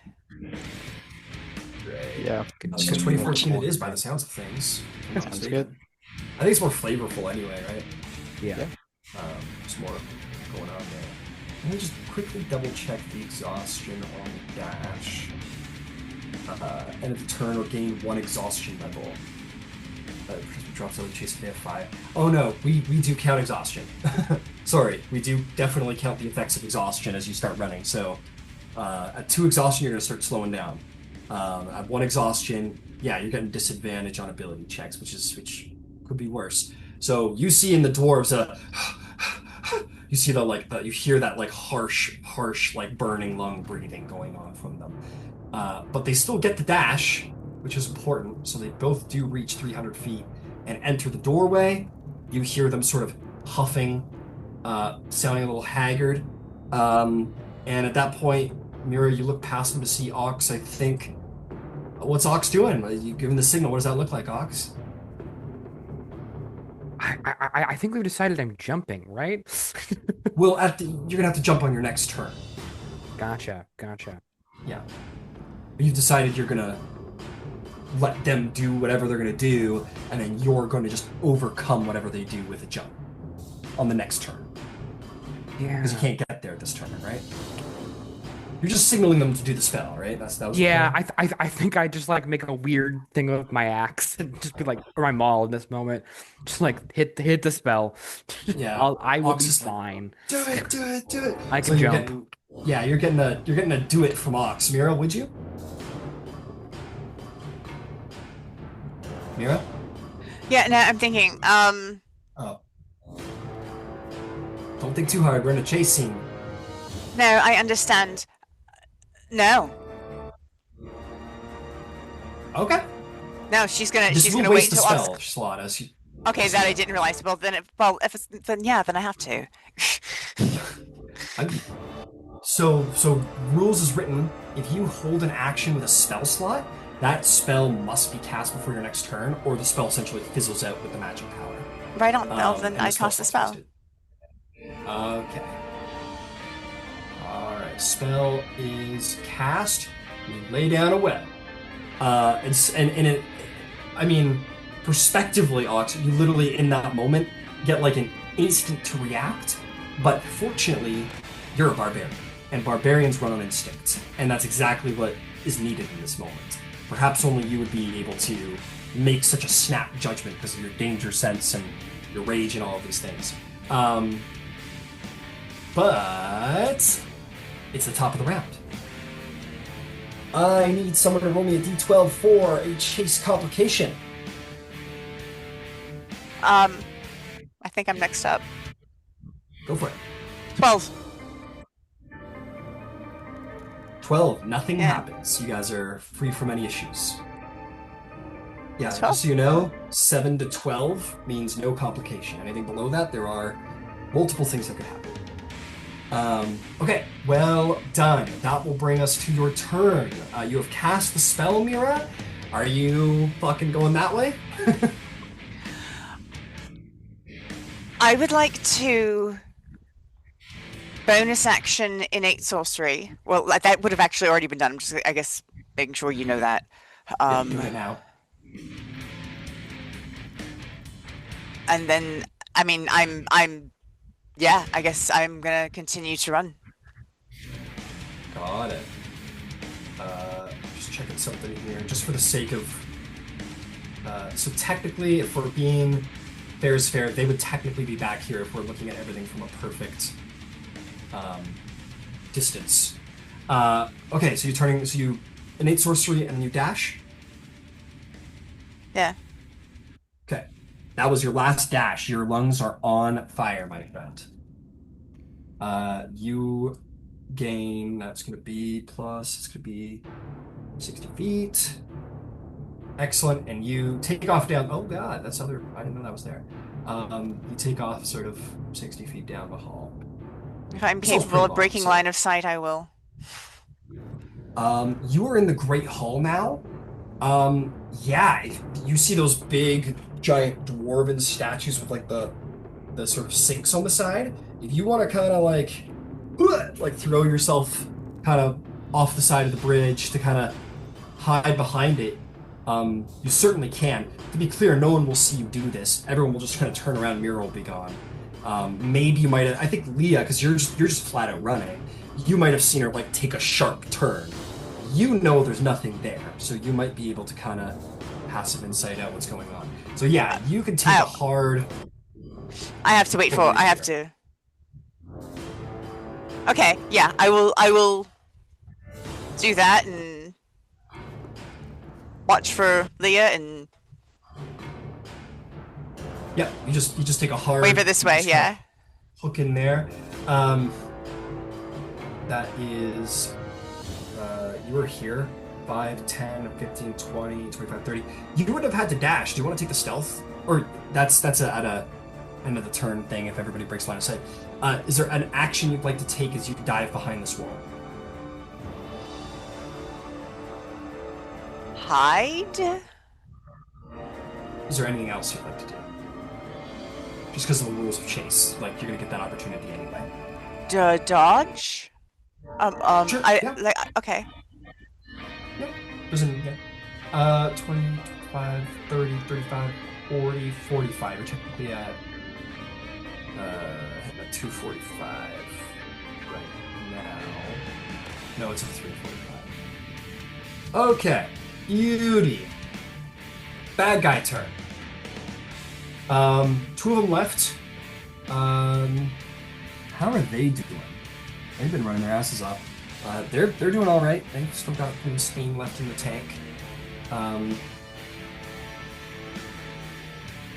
40, get some about 40 feet. They'll have to dash to get up to you again. So that's it. That's what they do. They just take the dash action again. Sweet. And that's it. You're at 270. They'll end their turn at 265.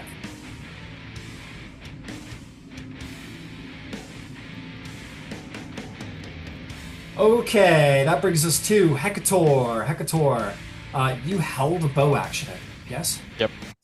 I think you're well within your rights to take a shot at one of them if you want. Beautiful. 10 on the die for a 16 to hit. That will unfortunately not hit. Their armor is hard as steel. It's 18 AC. Okay. Does Bardic help with hit? Yeah, you roll Okay, one. I will roll Bardic, and that's Just a roll 2 or D6. higher. Yeah.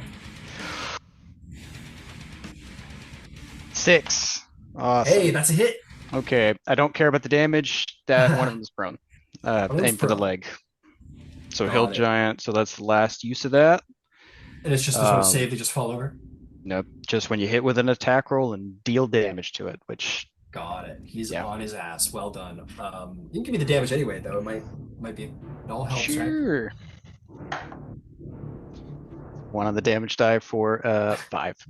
Clearly, there damage, was piercing. another. Yeah, fair enough. Clearly, there was another something more important than the actual shot. Fair enough. Yeah. Beautiful. That is going to bring us to. Movement. You want to move and take an action because that was a held action.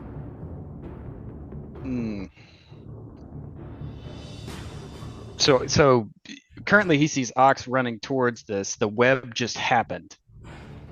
Correct. Dwarves are I said 70 feet behind Ox.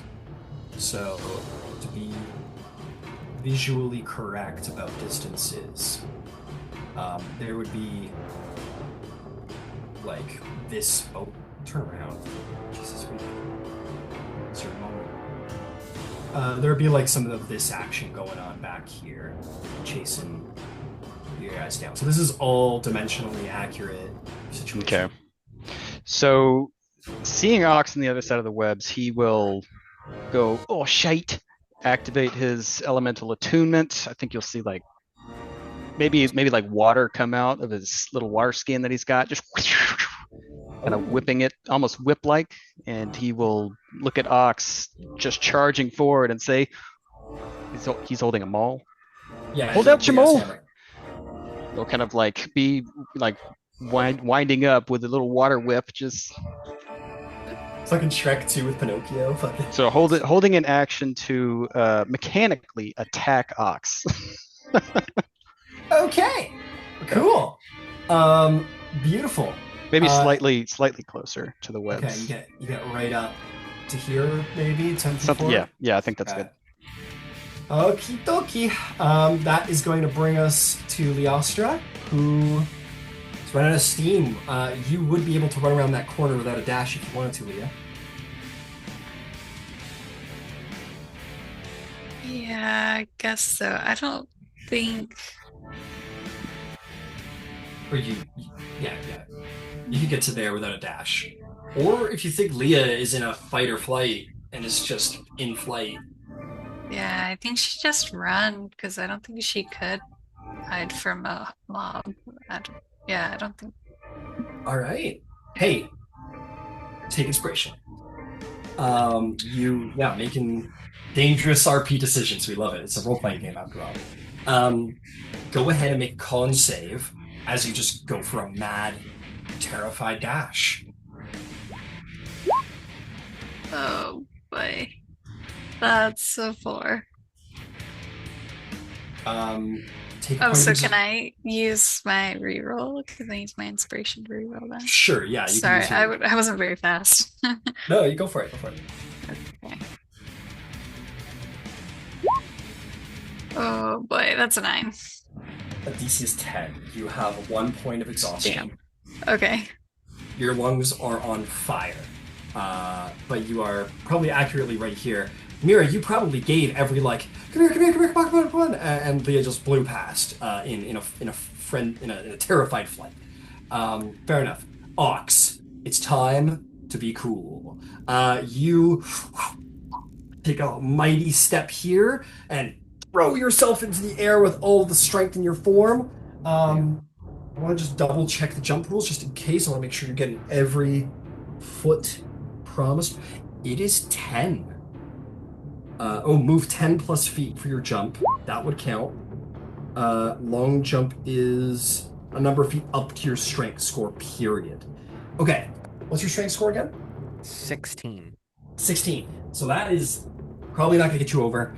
You could athletics. Before I get your athletics, I want to see what happens with Hekator. Hekator, roll me an attack roll. Try and hit Ox with what I expect is a water whip. Indeed. Or a lightning or style. That is only a 12 to hit. That does not hit. I do have heroic inspiration from last session if I could still use it. You of course can. Go for it. Okay. Oh, come on now. Even less. Even less. Ox flies through the air and you like out there to try and get Ox. You know, Hecator's such a compassionate, kind individual. I'm sure is doing everything in his power not to harm Ox to get him over here. Like, yeah, like aiming for the maul, but it's just too small a target and your whip goes around Ox. And it's on Ox to see if he can make up, since 16, make up 5 feet. All you need is, you need an additional 5 feet. Give me an athletics check. You have advantage because you're raging. Sweet. Okay, I'm glad there is advantage here. We're living. I crit. I crit on my athletics check. You whip, and Hekator, you were aiming for the maul to try and be careful not to harm Ox. Wasn't the careful move. You missed. Not because, yes, it's a small target, but also because Ox's leg fired off like a fucking hydraulic, popping a tube and fluid flying out, and Ox just bounds, cracking the floor under his foot through the air. Are there any actual like pillars or stone close to me as I'm jumping, or are those much farther away? There are like the pillars that are built into the walls to be sort of decorative, and the wall itself's like making up the edges of the door frame. Gotcha. If you'll let me for fun fantasy flavor, Sure, of course. I think holding out the maul and expecting the water whip to hit me, and it just plainly doesn't. I think there's just like a fat spin to the maul, and I slam it against the column to give me like the extra distance I need for like momentum. I'll tell you what, my friend, on a nat 20, Ox being a creature of instinct, it's not about conscious, calculated thought like these Avalier people. It's about just primal, letting your body and your subconscious like keep you alive. There is the high part of the frame. On a nat 20 athletics, if you wanted to like swing the rack, basically to like create momentum by using the maul head to swing, maybe you could hit the top of the roof and possibly collapse it behind you. Oh, absolutely. That sounds fantastic. Next question. Yes, keep going. I will give you. It will cost you your action. But if you hit, and if you hit net well enough, you might create some debris that'll make it even more difficult for the bad guys to pursue you. Do you want to do this? Yeah, let's do it. Hell yeah, we love that. Go ahead, make me an attack roll. You can attack recklessly if you please. Strike as hard as you can, see if you can break dwarven brick and stone. 22 to hit. I think that'll do. Cool. You sort of like jump into the air and like Hector probably shot upward to try and get your maul, but didn't expect you to go low. And as you're jumping in the air, you like swung it around, and as the maul hit the top of the roof, it kind of hooked it, and you like followed through, almost pulled yourself through. I got to imagine Ox just fucking at that point, even with the nat 20, just falls spin falls up the stairs, and then just like fall onto the heels of your feet, and just kind of do that sort of like, oh shit, and then kind of just keep going with the momentum. Yeah. You don't know it because you're just in this like animal run thing right now, but probably very impressive to you, Hecator, who watched it all happen. A couple of very large pieces of stone crack, break, and fall. Dwarves build these places well enough that if a certain segment goes, the whole building isn't going. So, it's not like if you hit like a castle made by a human. But it's still a very large segment of debris falls and is going to create an obstacle for them to have to jump over, on top of having to try and get through the rope. Very well done. Take a inspiration. Hey guys, I'm nervous. You jumped 30 feet. I'll give you a little extra 5. I'll give you 10 extra because I'm being generous. You end your turn right there, having left debris. Cool. Here we go. Just like not hurting the dwarves because I don't know. I want to be nice. Just leaving so like a large pile of like rubble right here. We'll say. Maybe not that high. That's getting a little crazy. But still a sizable amount of debris. Well done, sir. That is going to bring us to the dwarves, who I don't think have any time to comment or just like, just like running. They, however, I'm gonna roll like a little. See, I want to see how like panicky they are right now. I'm gonna roll a charisma save for them. No, they're both panicking. they're like, I am running. They're not sneaky like rogues or what have you. They're stonemasons. Run is the best solution for survival in this moment. They are using instinct much like Ox, but the difference is that Ox has trained himself to use it effectively. To be in command of his emotion, not the other way around. So these guys just charge up 60 feet to here, and that'll bring us to the top of the initiative. I would love a D12 from someone, please. How about you, Ox? Why don't you go ahead? Ox? I can. Mm-hmm. Okay. Do it.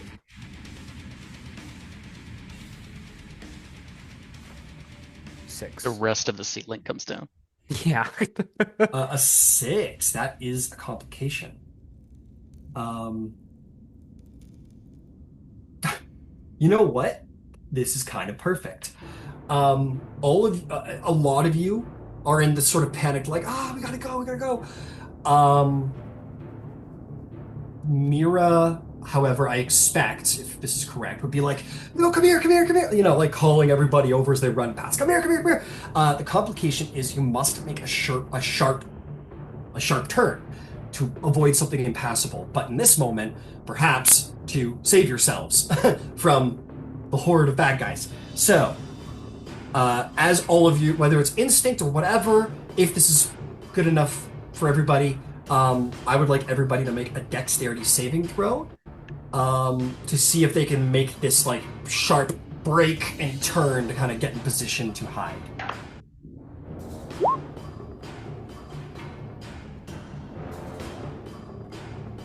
Nine.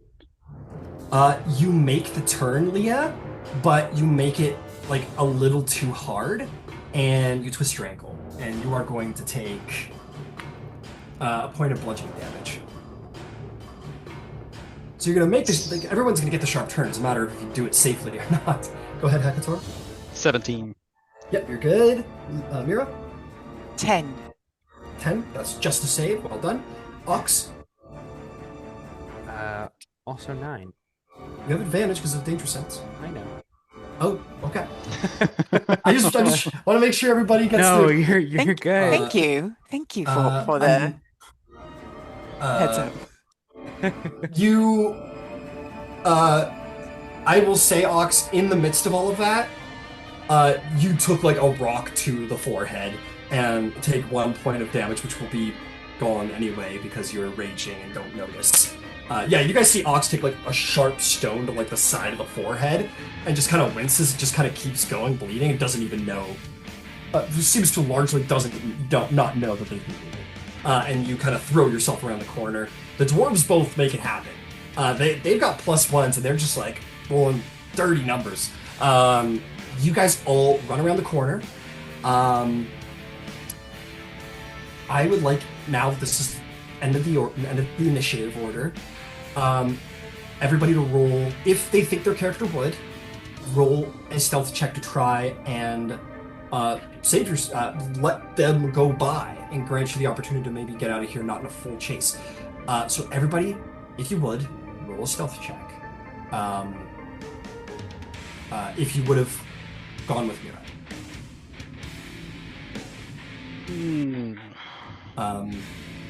Yeah.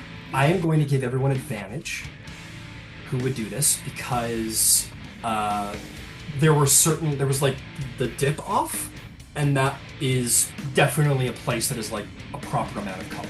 So I will give everybody advantage for stealth. I'll take an average. If everyone succeeds, that'll be the chase. Am I allowed to change my mind? Absolutely. Okay. Honestly, thanks to the complication. The complication I'll say, gives everybody more than enough narrative reason to be able to get away with rolling this at advantage. Not great. Dwarves roll a 17 and a 14. What else we got? 13. 13. Got 2 9s on both die for 15 total. 15. Hey, not bad. Mira? So it's a 17, but can I use my bardic inspiration to bump up the average? Yeah. Go for the roll, yeah. Fuck! It's a 6! Huzzah! Hey! Hell yeah. So 17, That's a 23. I believe, right? Yeah. Ox? This was a stealth roll, right? Yeah. It's a 7. Damn. Do you get your extra rage stuff? Yeah, you get some rage Yourself? stuff for Like this add your roll, right? Holy fuck. strength? Okay. It's so. Yeah, I can. No, I'm not technically proficient, and the bad news there is that it's the same thing. They're both +3s. Oh, yeah, your strength and your dex are the same. Oh, that's too bad. Okay, 7 around the corner. Hey, bowl in a china shop. Fair enough.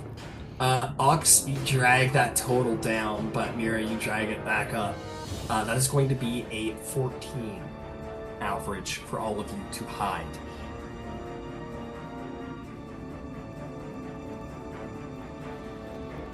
You...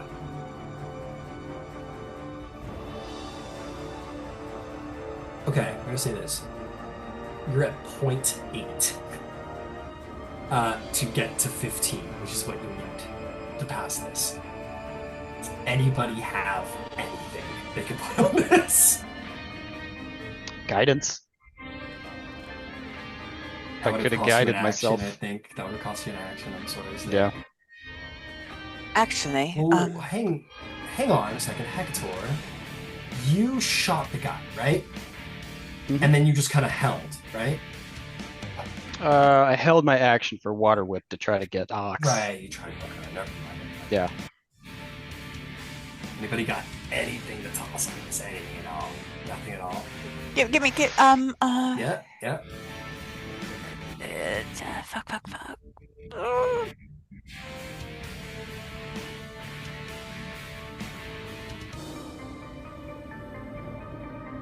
No, Is not there especially. anything? Not.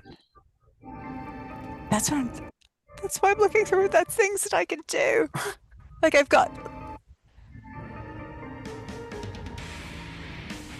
I'll tell you what. I'll rule cool it. Wait. Hekator. Can I use my other lucky to impose disadvantage? Well, there's no disadvantage involved. Oh. This is a passive perception issue. Oh shit! Never mind. I tried. Hekator. Yeah, fair enough. I'll give you the guidance. I'm gonna rule cool it. Give you the guidance. I'll tell you what. Give it to Ox.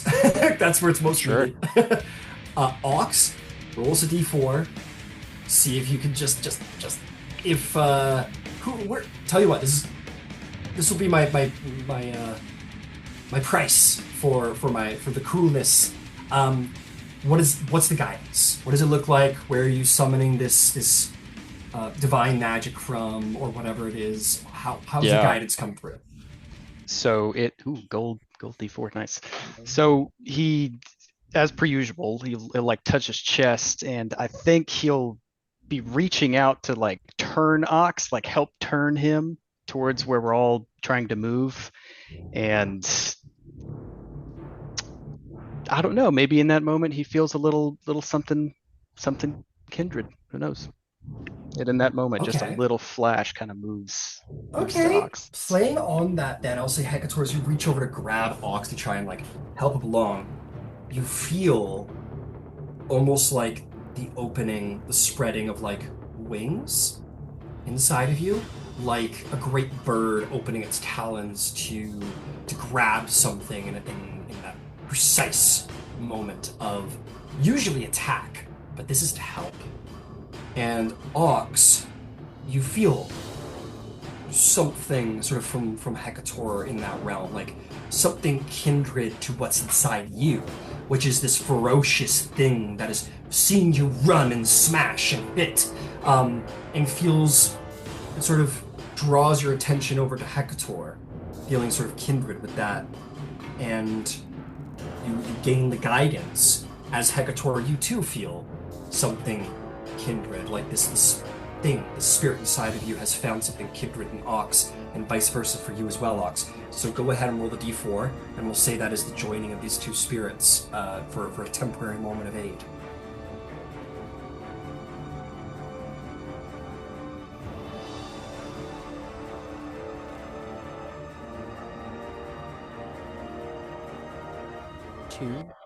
Two?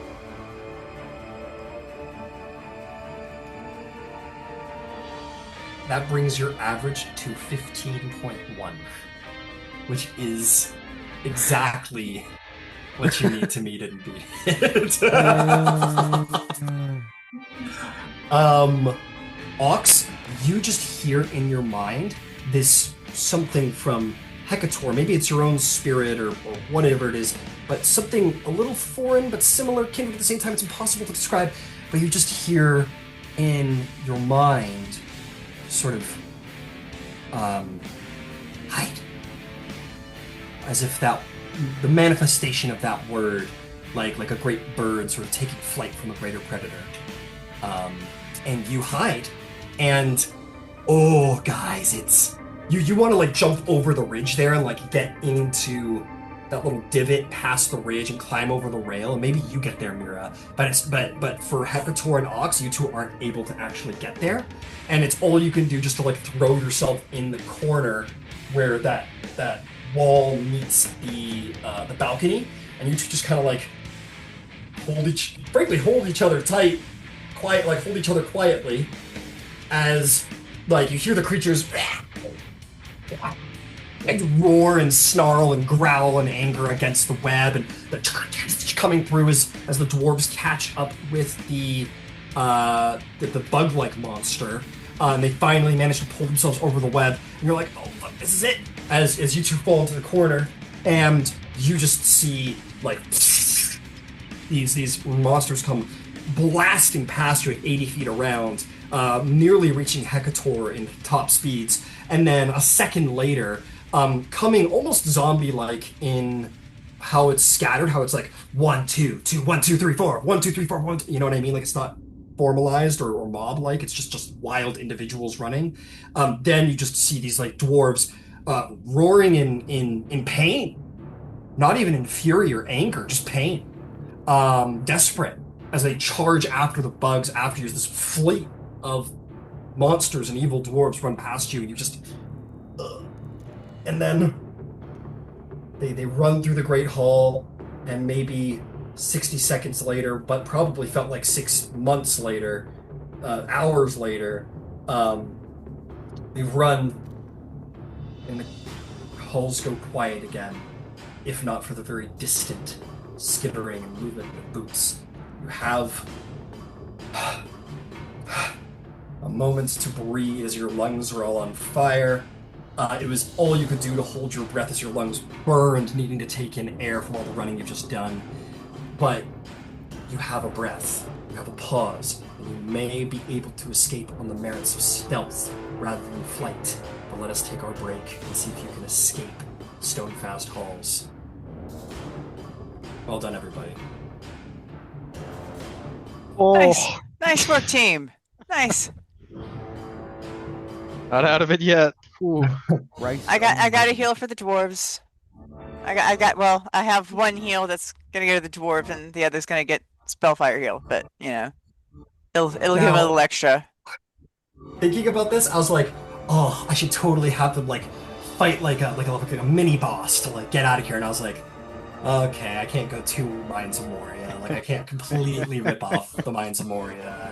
Not gonna send the Balrog to eat Hekator, and he'll show up again at the final moment in my robes. So yeah, we'll see if you guys can get out of there. After a little break, we'll be back in like 15-20 minutes. Yay! Sick. Oof. Jesus Christ. That was great. These dice are gonna have to go to prison, I think. I'm doing dog shit. Mm. I mean, you brought down the ceiling. Some. I will take that as a success. Mentally, Did- yes. Better than my water whip. So mechanically, I could attack you and then either push you 10 feet away or pull you 10 feet closer. Is there a damage die on that? Yeah, d6 Oh, plus okay. 4, D6 plus. Okay, gotcha. which mechanically would have been cold damage, so you would have taken all Yeah, of it. But I would take it straight. yeah, Yeah. I can heal. It's fine. yeah, we gotta. Yes, but I don't know if you could heal me enough to fix it at this point. I'm bloodied from previous session. True. Well, you've got a heal coming away. So God, I gotta get those dwarves out. If the dwarves don't get out, but the tiefling does, morale is gonna plummet. no, I get it. I'll be right back, guys.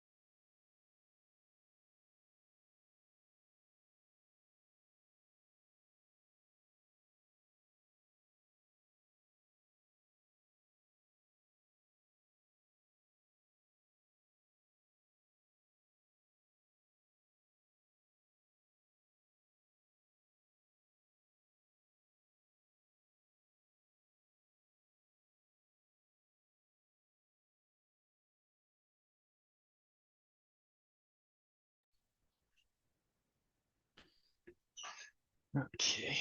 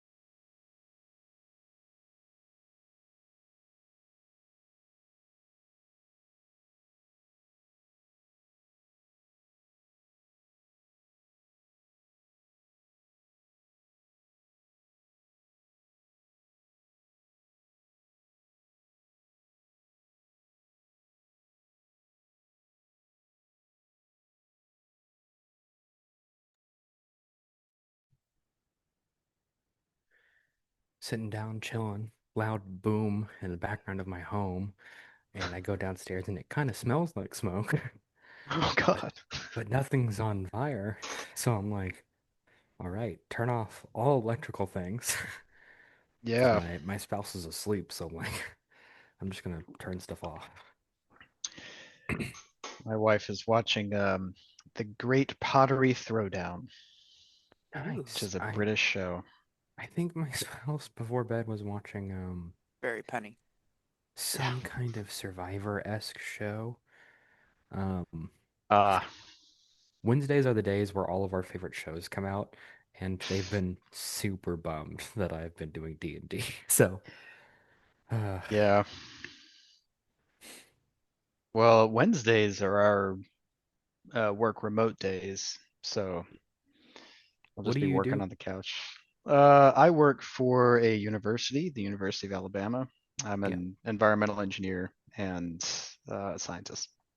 sick. Nice, nice. Yeah. It's neat, pays the bills. Yeah, I'd say hope it's that wasn't fulfilling as well, but hope that wasn't too personal of a question. no, no, it's fine. Yeah. So naturally, I made the biggest country bumpkin for a character, No, no, as you from the should. sticks. I'm Uh, also from the sticks, which is why I gravitate towards wizards. yeah, The yep. the most farthest fantasy I can have is being smart. Well, I mean, I do live in Alabama, so kind of also the sticks. Depends on where you are. Yeah. I guess Texas isn't really the sticks, but it's pretty damn south. Yeah, it is pretty south. Yeah.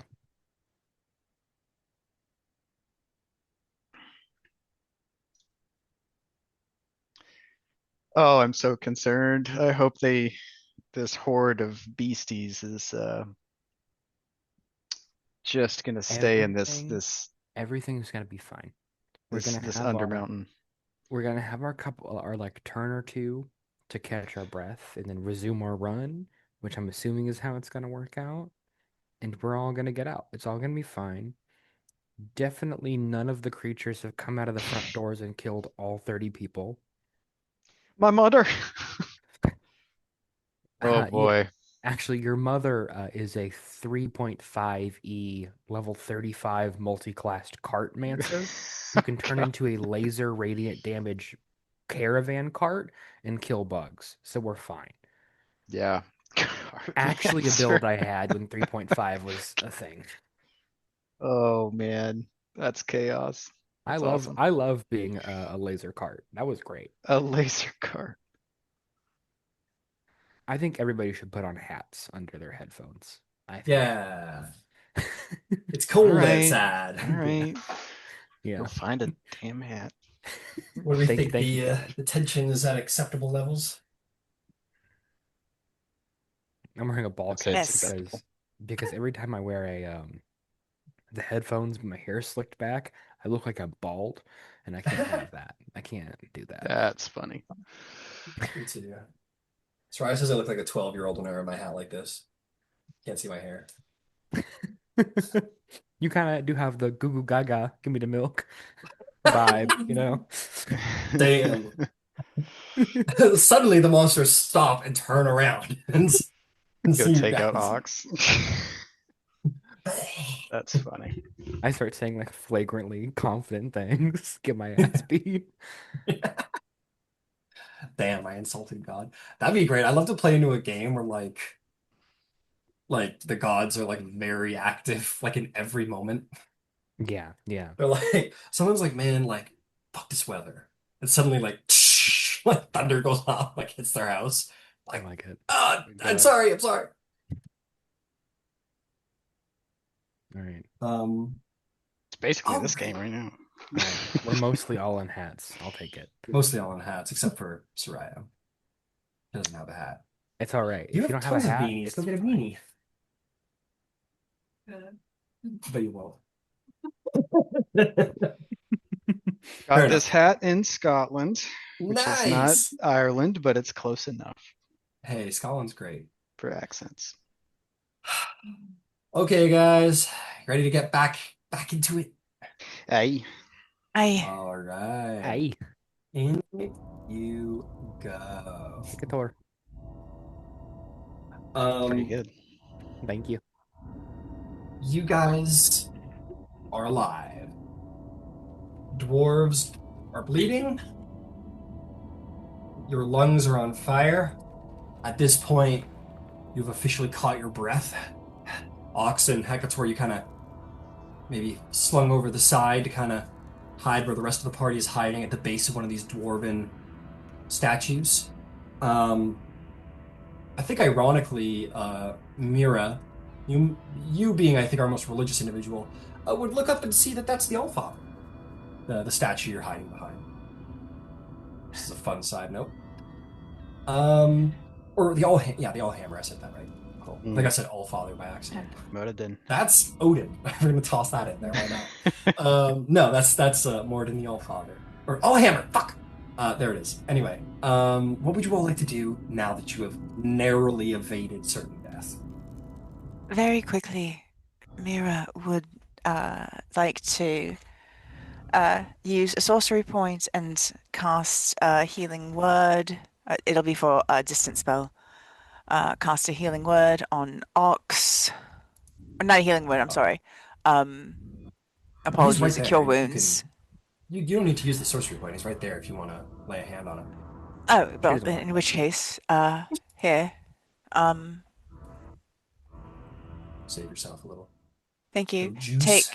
Take 13 points of healing.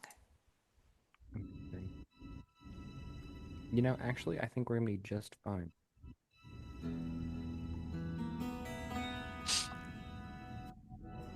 Yeah, you're back here at this point. They all ran past you to here.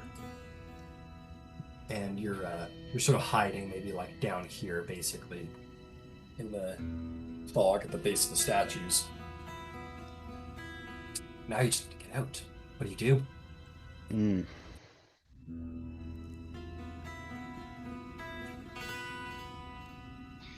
Gotta start stealthing. Does anybody have ways to help with that? I mean, guidance, but for one person. And it's only a D4. Hmm. We do for a pass without a trace right now, huh? Oh my god. This is when Hekator starts praying to an actual god. The gods are coming back to Exandria. All the magic There we son. Oh my lorda. Okay. In this whole big chamber we're in the Great Hall right now. Yeah, this is like the entrance antechamber, Great Hall. So this is the idea. This is like when someone first enters the hall. This is the big wow they see before Okay. like crossing the bridge into the palace. Gotcha. Yeah, if you can get past this antechamber, the Great Hall, you should be able to get to the corridor that leads to the doors and get it. Where was the armory in relative space to the door? That was back at the palace. You guys have long since left the armory behind, unless you That have in was mind to in go the back to the palace. Gotcha. No, doesn't seem like the move. No, I don't think I will. Okay, fair. Are there any other rooms or way to go here, or is it just like a straight shot, essentially? If I can There's a make an lot of investigation nooks and check, crannies or- to hide behind, but it is there are some doors, certainly, in the Grand Hall. You don't know where they lead to or what is in those rooms, though. I'll tell you guys what, though. We'll see if Mordin's on your side. I'm gonna roll a little, just like a luck dice, to see if something happens. I told myself I wasn't gonna do this because it's too on the nose, but we'll do it again. It's on the nose.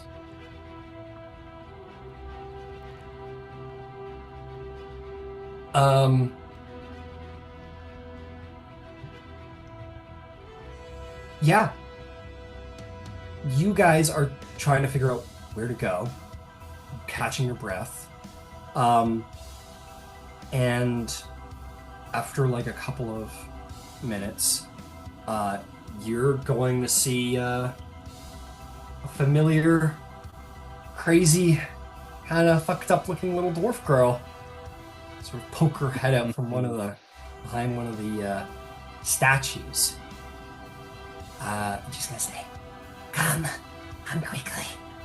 quickly to go back to your light. This way.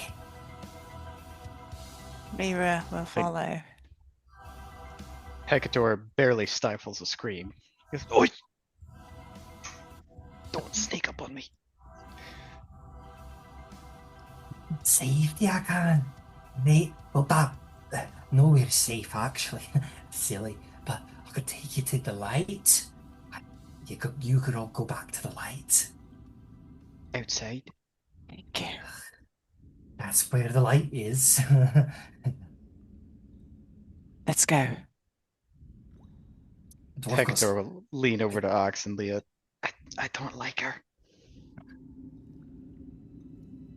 She's our best bet right now. That's pretty sad.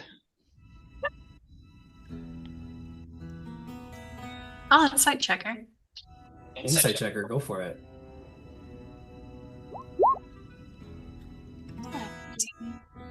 How much? 15. 15? You believe that she is, like, a deeply disturbed individual, unsurprisingly, and probably has suffered similar torments to the people down here, but is clearly a bit of a renegade, for whatever reason. Trust that's difficult to gauge. I mean, you just met her, you don't know what she's been through. She's clearly got a couple screws loose. Trust is hard, but nothing indicates to you that she is lying at this moment.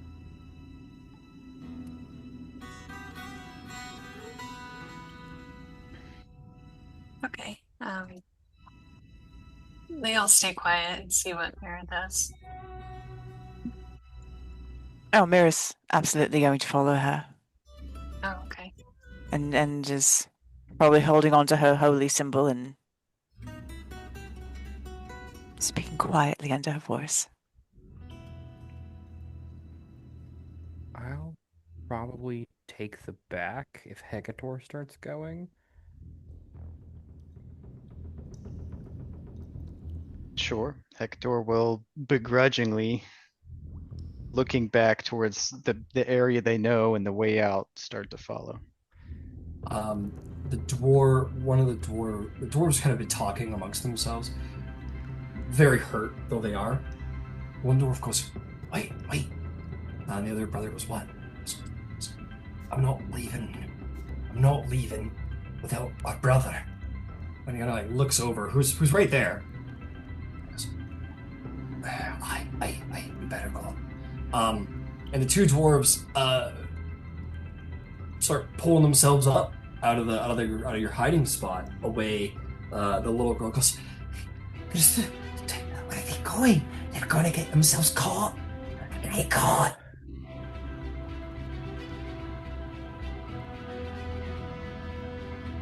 The two brothers sort of like, will be a moment. I can't leave. Just gripping their shoulders really quickly, and talking in Dwarvish to somewhat get some sympathies quietly. Just absolutely cannot risk this.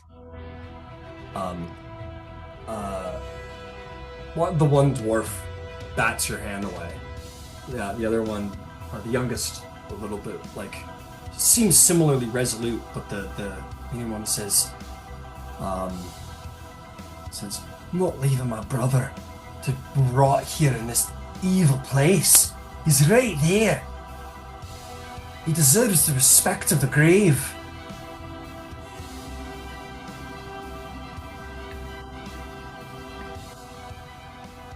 We can't even bury people right now. He goes, he's right, brother, we can't bury him under the earth. He goes, we're in the mountains. We could give him better than this. Yeah, you're right. He goes, can't leave family behind. Leaving him behind, he's already gone. And are you willing to risk your lives for it? Family's worth it. And they pull themselves up, unless someone intends to physically grapple them. They seem to have no intentions of, especially with the opportunity in front of them, leave their brother to die here. Excuse me, that was the wrong word. Leave their brother to rot and languish here. The little crazy dwarven girl goes, I'll leave them. If they care more about the dead, leave them with them. We should go. Leave them. Mira's ready to follow the dwarven girl. She's right. I think Hector will speak up. Just wait a moment. If we can, let's just see what our exit looks like. If it's cleared, I'm fast. I can come back. I can Where? get the body.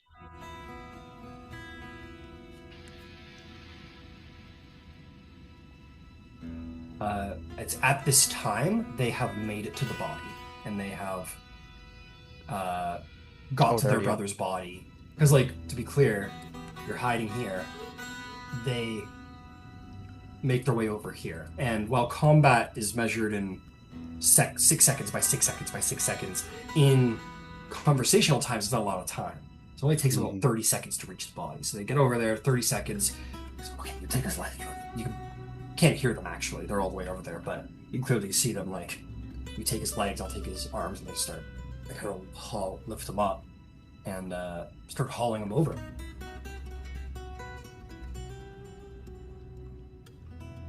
Do you guys leave? Mm.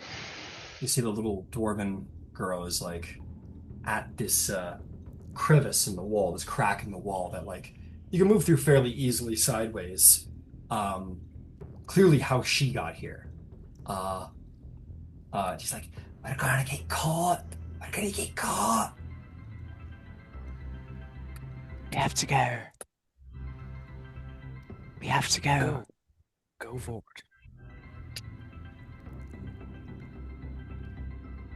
We'll be behind you. Leah,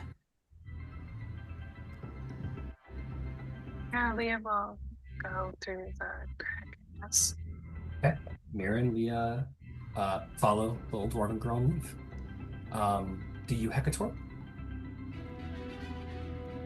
I think he's probably watching. He's watching the dwarves. He's trying to see if anything goes for them. Okay. They're a little slower getting back, because they gotta sort of bring the body over.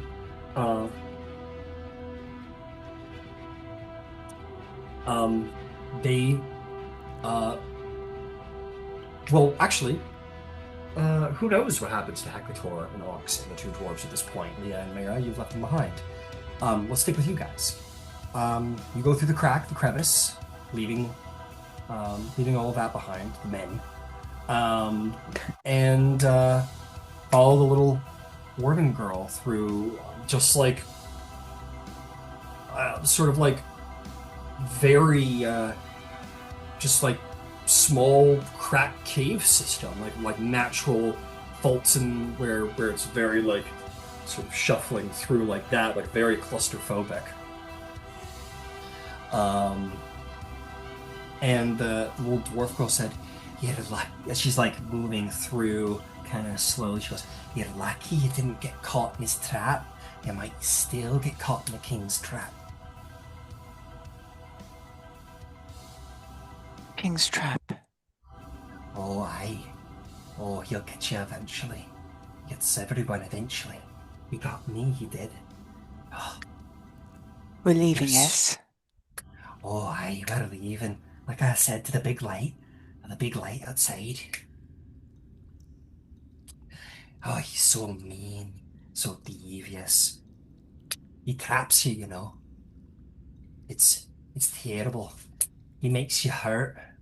He makes you hurt real bad. And then once it's as terrible as you can imagine it, he just loosens it a little bit.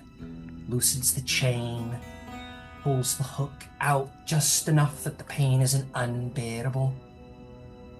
Teaches you, you know, that there's a way to suffer and be trapped, and not for it to be utterly excruciating, only painful.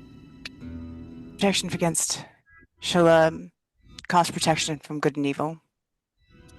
Okay, do so. She keeps going.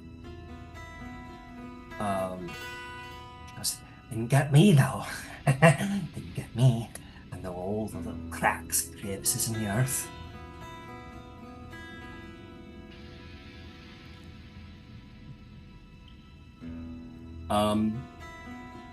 You eventually are going to sort of she sort of comes out as you do see what looks to be like a wall that is faulted, and she does sort of slip out and enter into a torchlit room on the other side.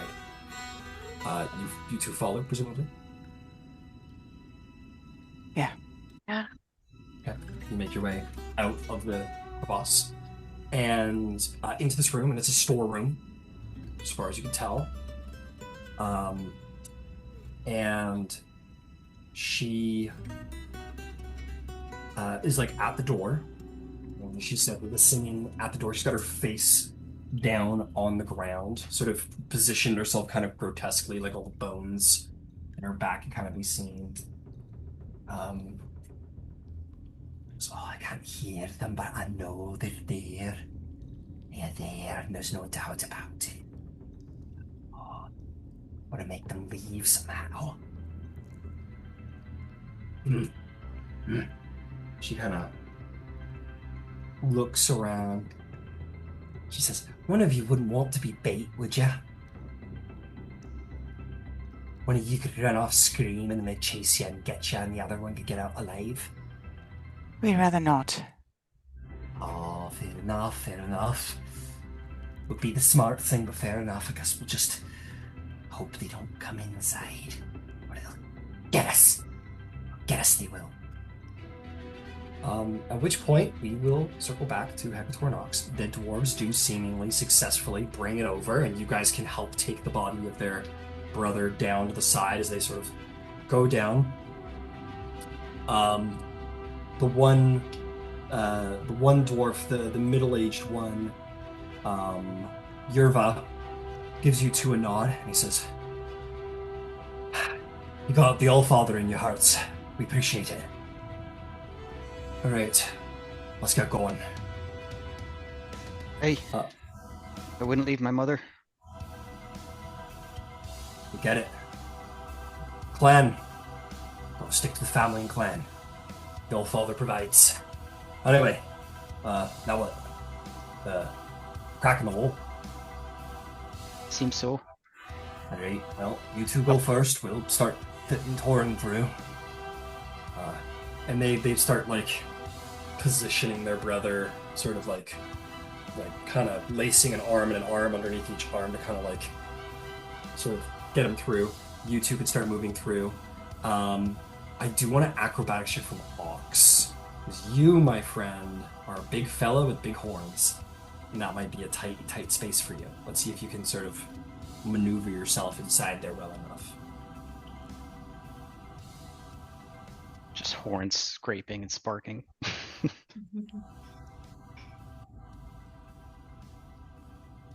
What'd you get? Muted? Oh, no, I'm not Okay. muted. Oh, there you are. Sorry? Yeah. Sorry, I think the mic was fine. Acrobatics is not my thing. That's a 9. A 9. You're certainly going to struggle. I am going to say, you're going to chip the tip of your horns a little bit. That grows back eventually. Or you can just do what animals literally do and like sharpen them against a tree or something. But in the meantime, they have been sort of chipped a bit, like as they crack across the roof. It's scraped up a little here and there. You're also going to take 6 points of just like piercing, slashing, bludgeoning, whatever. As you just like, you're really big and you gotta like really scrape through certain points, and you just kind of get like there's no way around it, like across your massive pecs. Yeah, but you do get through. You do get through on a 9. A 5, you're gonna have to find another way. But a 9, you're just gonna get hurt. Not as worried about you, Hekator. You may be big, but you are a monk. Your dexterity, remember. Yeah. By the grace of the class choice, you're gonna be fine. And the dwarves are the exact size that these little cracks might have been made mysteriously. You all hustle on through, and you guys all hear them sort of come through the tunnel in a moment of anxiety, but then you do see Hekator sort of slip through and Ox slip through, along with the two dwarves with their fallen brother in their arms. Yoren sort of just puts his older brother over his shoulder, and it's just gonna like firemen carry him out of here as a corpse. And little girl goes, "Hey, I think they might be gone. Let me check." Hey, I think they're mostly gone. All right, this is going to lead to the hall. You're gonna wanna run as fast as you can to the light. They don't like the light anymore. You see, they're doing something to my kinsmen here. They're making their eyes sting when they see the sun, just like the rest of them, making them pale and terrible. So you just take your corpse and you take yourselves and you flee as fast as you can. They'll see you, but you can get out in time if you're fast enough. Thank How you. far of a run? Oh, maybe not 100 feet, maybe 100 feet, but they're on the other side of the hall. They're fast, but you can get there. I know you can. Just gotta be swift. Hey, we can One manage. good last sprint. And Hekator will look over to. Is Yorban? I'll post their hand out again. Yeah. Take a roll. Yerva. Stoneaxe. It is Yervin and Danik who are still living. So Yervin is the middle. Okay. If you let me, I'll take Torin. Won't encumber me much. I can make it out Kinda- quick. You see him kind of furrow his mustache at the idea of giving his brother to somebody, and Danik goes, "He stayed, brother. He understands. You know he does." He goes, Aye. Alright, fine. He'll give you Yervin's brother, or he'll give you Torin, his brother. You suspect only because you held up and understood the Moradin thing. So he gives it to you, and you can, much like, he's a portly guy, he's a strong, dense, portly guy, but you easily can kind of huck him on your shoulder. The dwarf girl goes, "Good luck. Good luck. Enjoy the sunshines and you're fleeing." Do you have a name? I'm not going to say it anymore. I can't say it. I get very mad. As you wish. Just go. I forget about this place and tell nobody to come back. Or they might get taken down too. Let's go.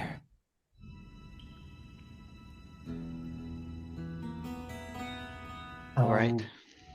Danik will look at the little dwarf girl. He'll say, "You mean to stay here, lass? You can't stay here. Your home's gone. Just like my brother. You should come with us in the name of Moradin." She goes, "No, don't say his name. Don't say his name. He doesn't like it when you say his name." "I'll say the Allfather's name, the Allhammer's name. As long as I draw breath, I'll be faithful to him. And you, I think, were faithful to him once. Come with us. By Moradin, come with us. Clan, family."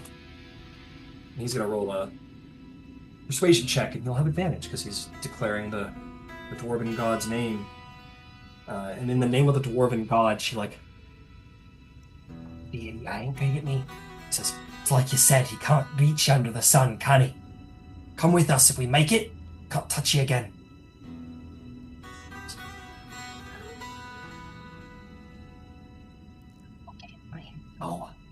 Oh, he's gonna be so mad. And she starts to shake. She's like, "Oh, he's gonna be so mad. Oh, he's gonna be so mad. We gotta go. We gotta go now." And she throws the door open and just runs, and nobody. And he's like, "Oh, fuck!" And he just, and he just runs after her. And down the hall, you hear, and you hear the sound of the insectoid monsters charging you. I just want to bring it down. Give me one athletics check from everybody, just to make the final dash out of here. Ox, you can absolutely rage if you would wish to get advantage if you care to. Mira's going to use her last luck point. By all means. See how our dwarves do.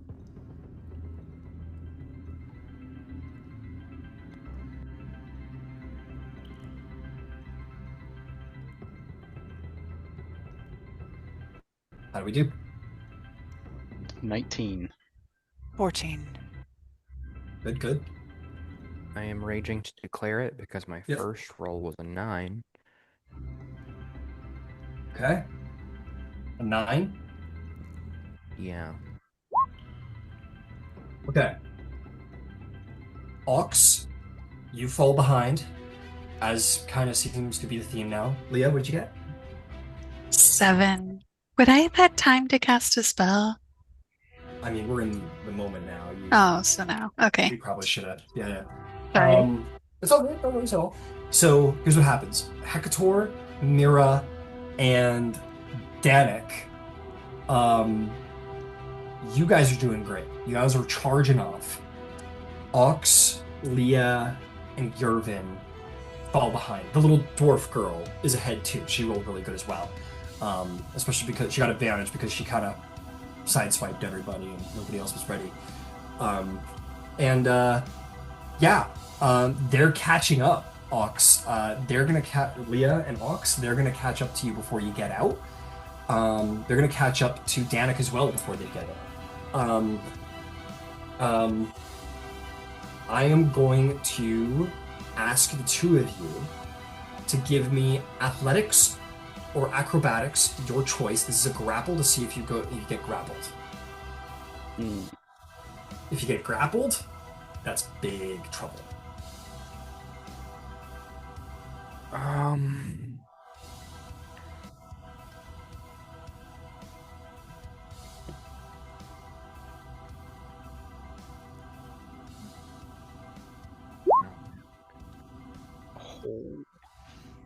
21. Hey, Leah, you slip through, and you're gonna get out of here. You're gonna manage to sort of slip through. I'll get to the flavor on that. Ox, Jesus, oh.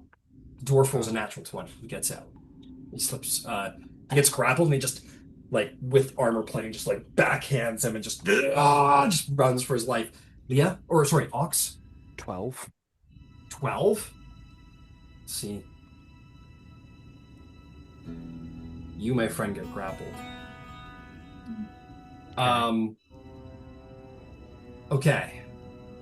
Here's what's gonna happen. Can I still rebarb set check that? Yes, you can. You absolutely can. I'll tell you what. I gotta rule cool this just slightly. If you want to give Ox the advantage, or the reroll's a reroll, or no, it's advantage on your next check. Never mind. Yeah. Who would you like to give that to? I'll still give it to Ox. Okay. Then he's gonna reroll. That's cocked. Fairness. Oh boy, you guys are very good at playing this game. That is only an 8. Thanks to the distraction made by Leah, Leah slips through. Ox, you boom through an elbow back into one of these like horrific monsters, and what happens is Hekator and Mira and the little dwarf girl like groans under the weight of the light, and sort of like runs off to a corner, starts scraping at her eyes. You two get out just fine, and turn around. It's very much like a come on, like a fucking Thinking I Am Legend, like the light, just trying to get Oh, to them. I was thinking that's a great reference. I was thinking about I can't remember the name of it, but like Stand By Me, I think it is, with the 4 boys, and it's like train. They're like, come on. The guy's running to try and escape. Oh, the old man with the gun. He's like running in slow motion. It's like that. You see Leah and Ox. The dwarf is just like they're getting attacked, and they all manage to like get them off of them just enough. I will say each of them is going to get an opportunity attack on you at advantage. Let's find this 19 on you, Ox. Hits. Leah does a 17 hit. Yeah. Got it. And Danik rolled a nat 20, so I'm going to give them disadvantage just to be a little fair. Or not a little fair, a little nice. It'll still be a straight roll, even out to a straight roll, however. That's a natural 1. Okay, the two of you will take stab damage. What? That dice is gone. I'll get it later. Oh, okay, good. She didn't eat it. Great. The dog did not eat my dice. That's awesome. Thank you. That is going to be 5. 5 for Ox, and 4 for Leah, as you two feel these pincers like stab into the back of your shoulder and then rip out the sort of barbs that sort of flay the flesh on the way out. But you two.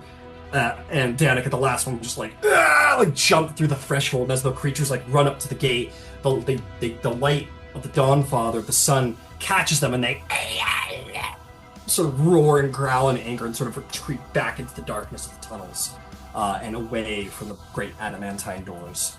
And the refugees are all there, sort of like freezing. They've lit up fires though, so they're doing okay. But they're surprised to see you, and they're like, oh, and they all like get up on their feet and come over and they're like, "Are you? Oh, what happened? Are you okay? What happened? What was that?" And they'll come up and immediately start having questions, getting you on your feet, helping you out, and you all made it out alive. You did it.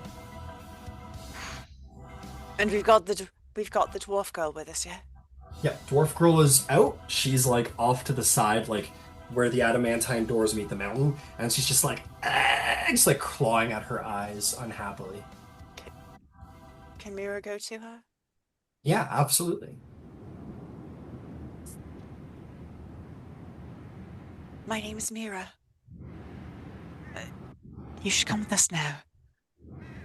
I may be able to help your eyes tomorrow. And she'll like gently put her arm around her and try to bring her into the group. Maybe a persuasion check.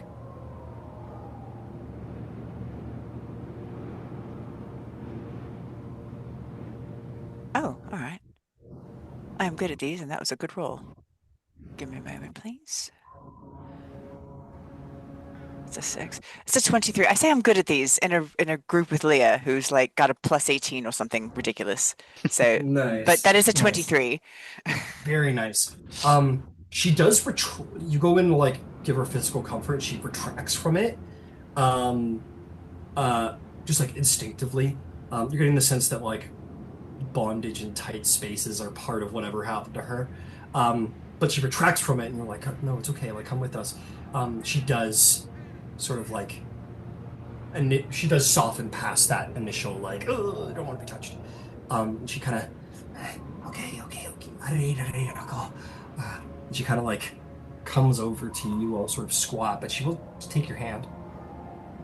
But does kind of like keep herself low. People begin to see her as she approaches. She doesn't seem to care or mind, but people meet her not with like disgust or anger or like nothing like that, but certain shock, and like just she's so emaciated and pale and like not dark circles on the eyes, black around the eyes, like her eyes have been in pain, and her hair's gone white from like stress, basically. And they're like shocked to see this person and what has happened to them.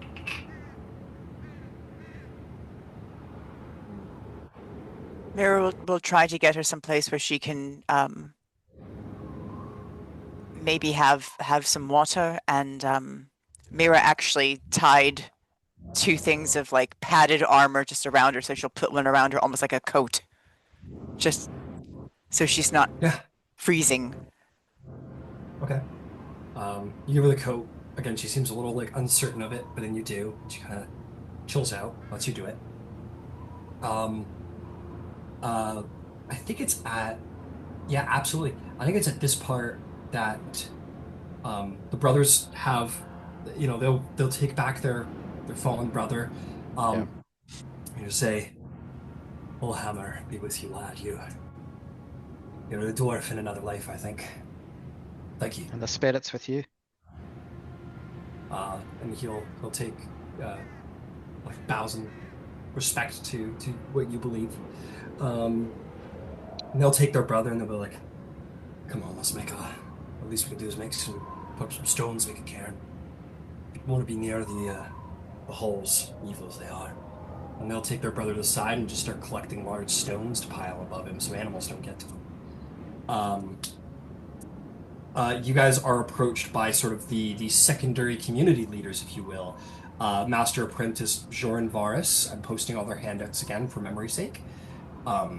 He will approach and will be the old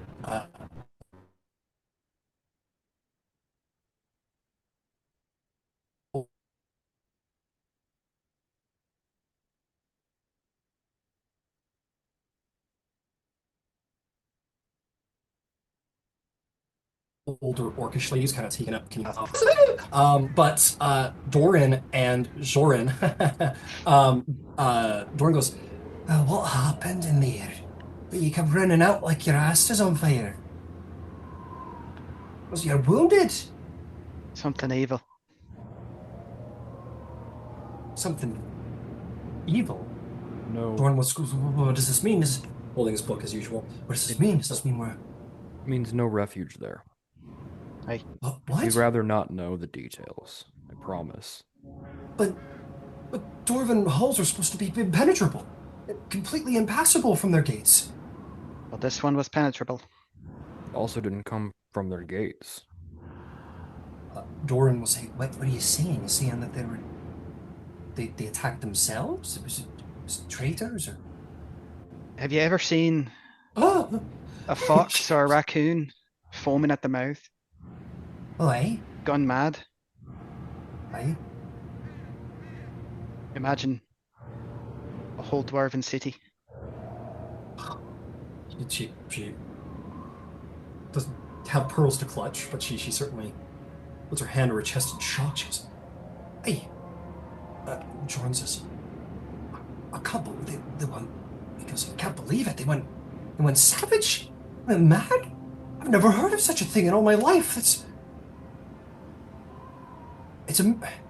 All of them. There's, Well, save one. He'll look over to the Mira and the girl, the woman, dwarven woman. And At least Lauren one. says, oh, please, sorry. Hekator? He just says at least one. The old orcish woman sort of kneels down. He says, what happened to you, lass? Your hair has gone white. You're, it looks like you haven't eaten days. She's like, probably like chugging Mira's water skin right now. You said you offered her water. She kind of, I'll tell you what I told the others. Came from below. Dragged us all down. They all, yeah. She kind of like looks at you. I think it was Oxy said you don't want to know. She'll kind of like, you wouldn't want to know. You're good people. You don't like those tales, the true ones. Dorn kind of retracts in like a just creepiest, scariest little girl. My. I'll say the ranger who was listening the whole time, the Nira. He says, "Well, what now? But where do we go now? If we can't get shelter here, where do we go?" We are going to take a brief rest because we are not currently in a condition to lead us anywhere. But if you will give us an hour to catch our breath, we can recollect. Does that sound like something we can do? Yeah, of course. Thank you. The ranger sort of hobbles around. He goes, "Give them their space, everybody. The Satorian's been through a lot. Give them a minute." And they all kind of, all right. And they all kind of find their way back to their campfires to share word of what has happened and share fear and whatnot. And this will hit morale, that's for sure. But you guys certainly are giving yourselves a minute to talk amongst yourselves and call whatever help you need if you want to talk to anybody or assistance. I would actually like to help the brothers prepare for their morning. I think it's important. If you don't mind. Ours. And if they'll allow, she will just go to collect rocks. I will. What's your passive insight? 13. You approach them. You said if it was okay with them, so I think that's like a passive insight turning on a little bit. You get some nasty looks from them, and you don't think they want to be near you or Leah right now, or want you to be involved in any capacity with their brother. As he wishes. Then I will go back to the group. Okay. All right. You guys sort of I think a campfire will be prepared.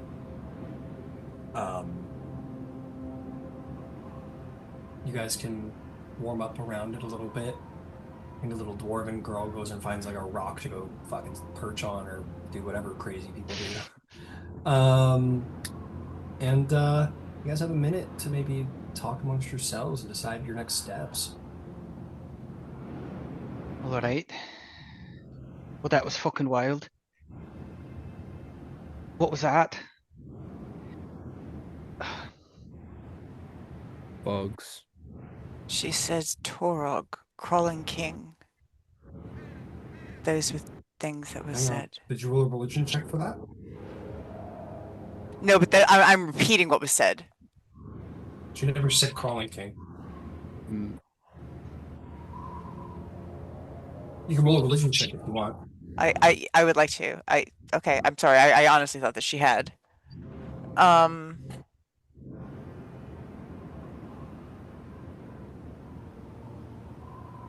That is a 14. Due to the fact that they have been gone for so long, many people probably believe the betrayer gods are like dead or gone, or there's a lot of myth around them. So, and it's also forbidden knowledge. The people of Avalier and whatnot, the magocracy, deny godhood for their own magical talents. Period. The word betrayer god is known, but the specifics have faded a lot from the knowledge of the common person. You don't know what the crawling king is. For all you know, this king could be it could be anything. They're named king is what she called him.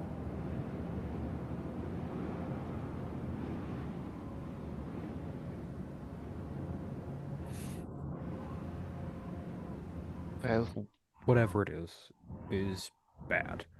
And it's working under the ground, and it seems to be working fast.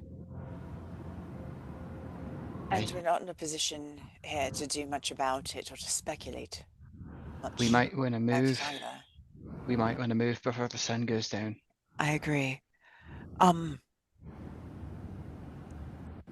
When you were scouting, you had seen this place. Was there anything else? What is our next best step, whatever that is? Right. And he'll start pulling out his maps and kind of going over them. And you might notice they have a symbol of the golden scythe on them. But it's neither here nor there. So he will start going over his maps. I think, DM, correct me if I'm wrong, Thomara or Tomara? I've also got written down as east, another Yeah. dwarven settlement. Yeah, so I'll tell you what. To the northeast, there is the Dwarven Kingdom of Thomara, which, of all of the Isilra, this continent, of all of the Isilra dwarf holds, it's considered the grandest, the greatest of them all, the most fortified, the capital of the dwarves, so to speak, here in Isilra, a place of great respect. But that place just fell. Who's to say that place hasn't fallen? But you have obviously no way of knowing that. And then if you were to head directly east through the Athensia wilds, and there's a lot of farmland too. It's not perfectly wild, so very rural. If you were to travel through the Athensia, like downriver basically, you would come to the Dawnfather's Gate, which is essentially a bastion of holy knights that follow the Dawnfather and defend the pass from bandits and monsters and what have you, and defend the pass that leads south to Vasselheim. Those are the two closest settlements to you. You could have also continued east, and there's settlements if you go even deeper to Isilra, but you're getting further and further away from civilization at that point. There's like, I don't think you would know about that necessarily. So yeah, past that, east is a number of settlements that mark sort of the border of civilization here in Isilra. Okay. The Dawn Do I have an Father's- idea? Sorry. Sorry, go ahead. Go ahead, Hekator. Do I have an idea of how far they are from us? From the Stonefast Yes. Halls? Yes. The good news is if you were to go to Dawnfather's Gate, it's rather easy to find your way there because you just follow the river, Just follow the river. Yeah. which is great news. You won't get lost very easily following the river. And you might even find other blips of civilization because they tend to stick to rivers and waters to for water sources. Um, to get to the Dawnfather's Gate, it's about 300 miles. That is a. It's like Let's see half a. here. What is That travel is pace? about a 12-day journey, probably a little bit more, Okay. if all goes well. And we've come down out of the mountains for the most part. So as the Yeah, climate improved, The climate has improved. Yeah, you're still in what would be considered like, if you're not bundled up, it's going to still be considered like freezing cold, but it's definitely gotten better. Yeah, it's definitely gotten better. The further south you go, the more warmer it will get. okay. I think Hekator will share that and kind of point out the points on the map and say, I mean, the gates, you know, several days, but should be easier traveling. Unless you want to try your luck with the dwarves. I Again. think we shouldn't. How far away are the dwarves? About the same, but they're more northern than the Dawnfather's Gate. Mhm. Okay. It's 12 days, is what you said? Yeah. Yeah, about 12 days. That is at a normal pace. You could decide to hoof it and cut that down probably to 9-ish days, maybe. I'll have to figure out food. But the weather should improve. Can we hunt? Right? If there are those Hunt. among us who can hunt, then it might add a few days to our journey. I've got. I didn't think to get bows and arrows, but I've got axes and hammers and daggers. Tools, really. And Hector will produce the bundles of arrows that he got from the armory. Got a lot of arrows, but just one bow. That's all right. You will note though that anyone proficient with survival, would know that I mean, you took down the one bear, and that was like food for your 40 people for like a week, right? If you do big game hunting, you move, and then when you need food, you stop and have a hunt day. And if you hunt and catch something, the good news is that Althensia is full of forests and plains. It's very rural, so there's lots of hunting grounds here, which is good. The land it is, I guess ripe would be the good word. Bountiful, that's the better word. It's not impossible. There could be much worse circumstances for hunting than Althensia, that's for sure. Right? So we make for the Dawnfather's Gate? Think Or so. Mhm. I think we should pack up and move quickly. Before better. night. I agree.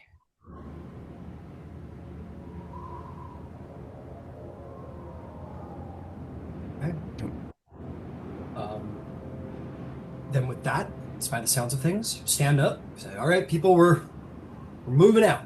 Now that you're out of the mountains, travel will not be as crazy as each of you needing to constantly be rolling checks just to keep everybody alive. There's still dangers to do with weather and whatnot, but it's not nearly as harsh as the high mountains. So things have gotten easier for you and your group. With that said, also a little small part of benefit.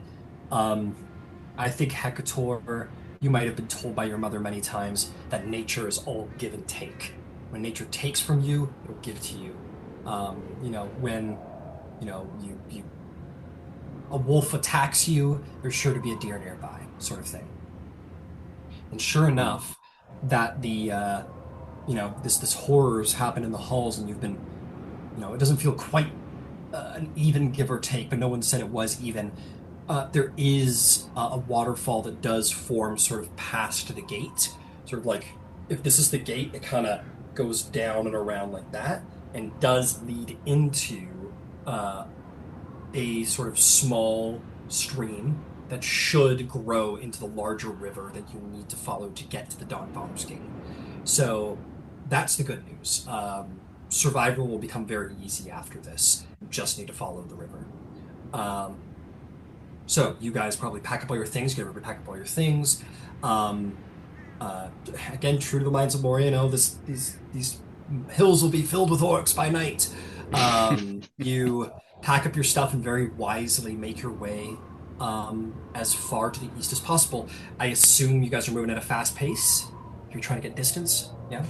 At least the first day, I think, would be good. Got it. Well, you've got half your day spent, I would probably say. Also, I'm going to consider this a short rest, by the way, which means that any exhaustion anyone might have taken from the chase will be recovered at this point. Because that's like short-term exhaustion, for all intents and purposes. So feel free to roll any hit dice if required, regain stats, whatever. Sweet. So you guys pack up everything, you grab your people. I'll tell you what, this is an option I would like to pose to our sort of navigator here, or to the whole group actually. It's probably best to be north of the river, because if you follow the east bank of the river, or excuse me, I'm getting that all wrong. Yeah, it's probably best to keep to the north, because if you were to follow on the south bank, it's going to lead to like a three-way part in the river, and you'll have to cross a rather large portion of the river. So obviously, naturally, it's best to travel on the north side. But for the sake of maybe wanting to keep safe from the dangers, the thick pine forests are on the southern side of the river. So choices are travel on the north side of the river as fast as you can and hope the distance is enough, or travel on the south side of the river, use the trees as cover from anything that might come looking for you tonight, and then cross the river either immediately or later on. What would you guys like to do? That's what you know, Hekator. You're pretty built for the situation. Yeah. So north side of the river, south side of the river? I don't know how far from their home they'd want them come after us at night. If we could cover enough ground on the north, we might be okay.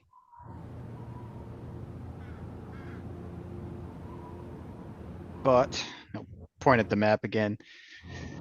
Should be better cover on the south. Just means we'll have a river crossing later.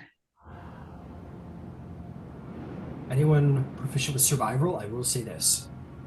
River crossings are very, very, very, very dangerous. If the water is wide, if people don't know how to swim, if it's too deep, if you've got a lot of things you need to cross the river with, like food and bags and weapons, river crossings, like Oregon Trail shit, river crossings were considered like deadly, and they are if you don't do it right. Died of dysentery. The Dwarf Brothers are in full plate. I don't think they're And going we've to got take children. it off. I prefer not to ford if we can spare that luxury. Right, north it is. Cover as much ground as we can. Maybe march into the night even a little. I think that would be exceedingly wise. Fair enough. Fair enough. Okay, so here is what we will do. Each hour of forced march, there is a con save required, which you'll get from all of you, and then I'll roll one cumulative for the refugees. I'll tell you how, you'll know how you're doing, I'll tell you how they're doing, and then you can decide at what point you want to stop. So, you guys start moving. As you travel, while the daylight is still out, there are no issues. The brothers do manage to finish putting their brother to rest, there is definitely a little bit of a like, go on ahead, we'll catch up, and they do. But they need an extra minute to pay their respects to their brother before they flee, before they catch up to you, and they do, like I said. So you travel north. It is 30 miles to a day for an 8-hour travel day. Since you've already traveled partially down the mountain and then went in and came out, I'm going to say you have half a travel day left. So that's 15 miles. That's good mileage. Now, for every mile after, as you're going at a fast pace, that's 30 miles a day, that's an additional 4 miles, if I'm not mistaken. I'm going to go double check. Sure, I'm going to get the right distances. Yep, 4 miles to fast pace. So, for every hour that you force is another extra 4 miles, which is great. So, number 1 goes off. You're going to get an additional 4. You are sitting at 19 miles. I need a con save from everybody.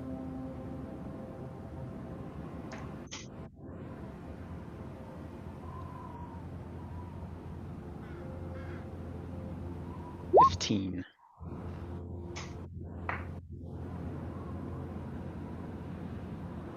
22. 15's great. What'd you get there, Ox? 22. That's excellent. Mira? You said it was a con save. 22. Magnificent. Leah? 17. Excellent. Your survivors did well as well, but Leah, since you're kind of in charge of morale, you've kind of been honed in on them as the leader. I do want you to, as I'm sure it's going to be tremendously difficult for you, I'd like you to roll me a persuasion check to, morale took a big hit when Stonefast Hall was done, and now they've probably guessed why they're marching into the night. Maybe a morale check.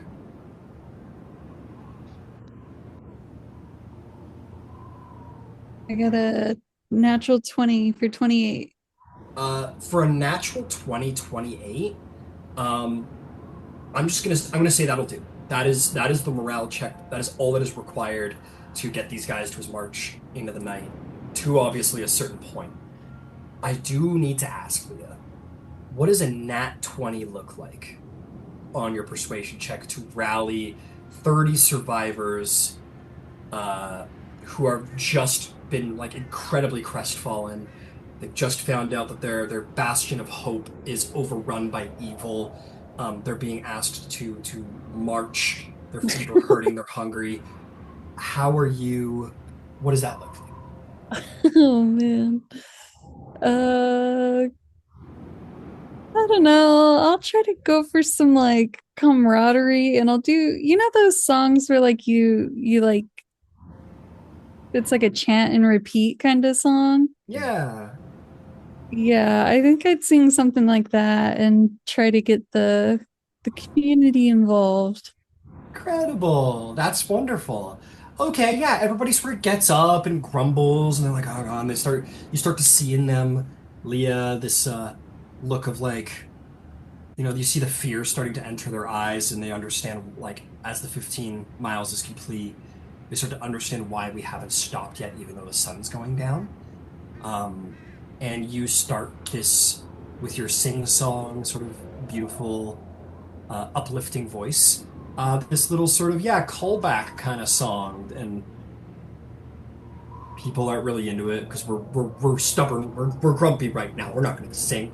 But I think it's like little kids that start singing, and they kind of start singing back, and maybe they get Ox to sing. They all look for the big boss to help sing.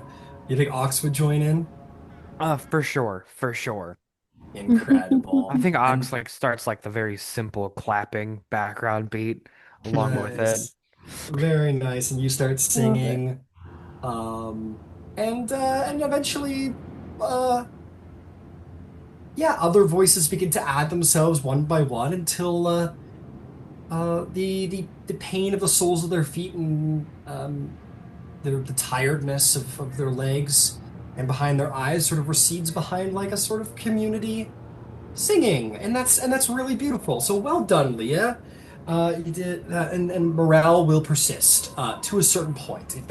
If they're dying, they might be like, my morale needs a little extra juice, please. But for now, that will be a successful additional 4. You guys are sitting at a nice 19 miles. That is 1 hour of forced march. You guys march some more, presumably, for 20 to get to 23 miles. I need a DC 11 con save from everybody, please, for hour 2. Ooh. Nope.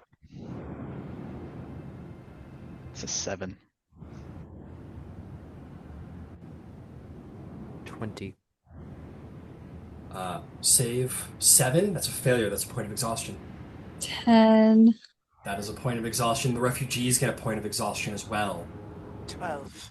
12. That is a success. Well done, Mira. That's 1 point of exhaustion. That's disadvantage on ability checks.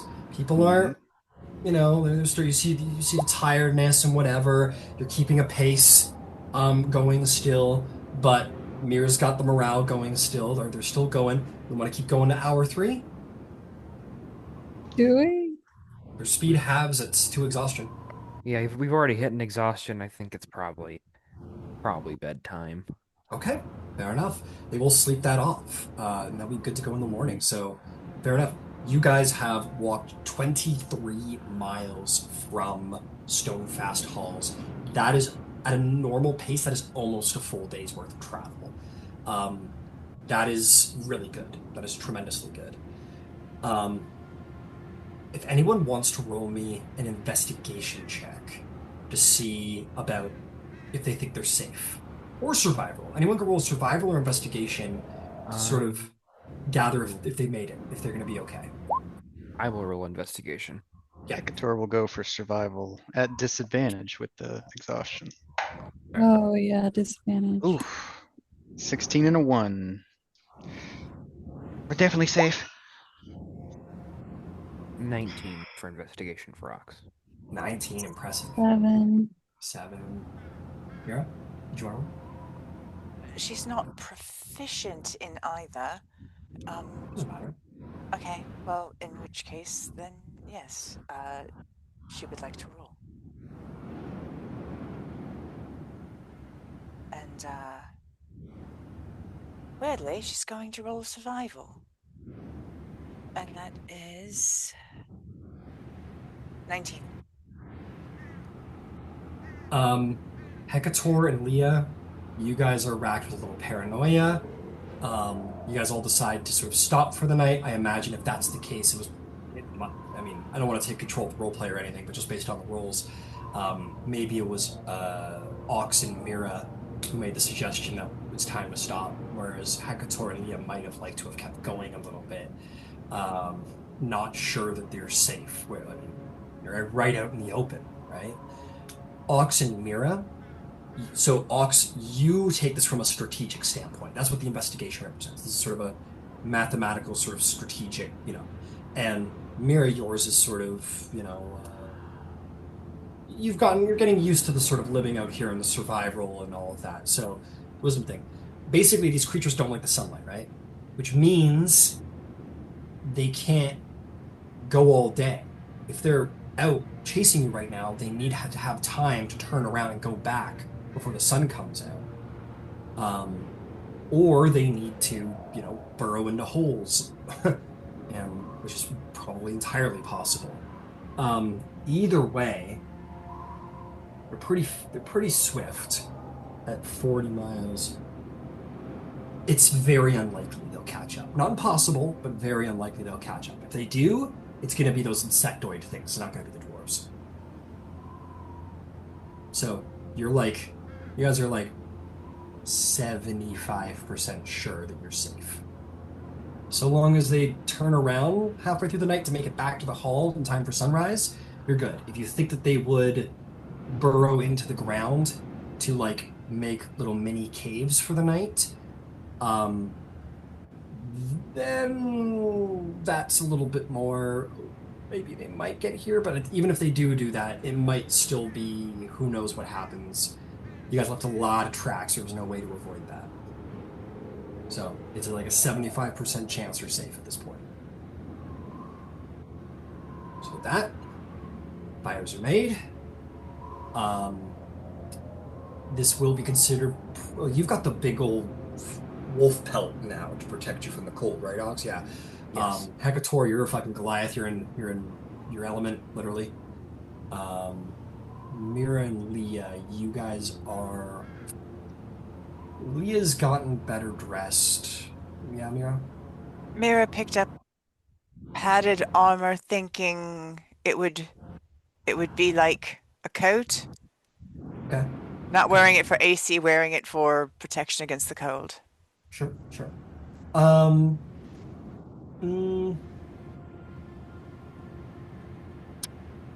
think I am. Okay, I'm gonna. It's not cold weather gear. I realize I forgot to ask you guys for con saves last session, but I'm gonna ask for them now. Ox, Leah, and Mira, give me con saves. I'm gonna roll for the refugees as well. Uh-oh.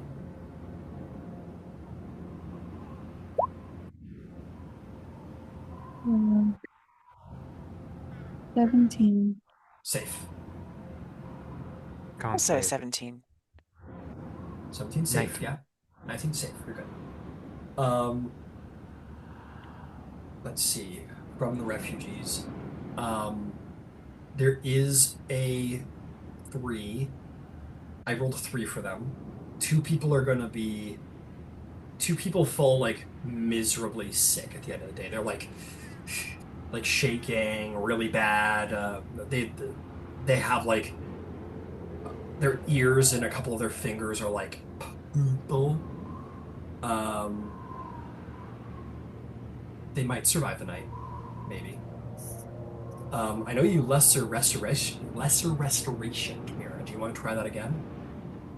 So I can use a bonus action, and I can convert 2 sorcery points, which I happen to have, and allow me to cast Lesser Restoration once more.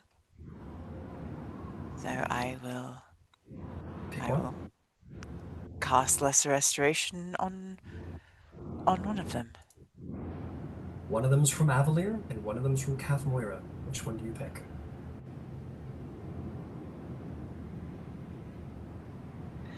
Whoever's on her left-hand side, because she's left-handed.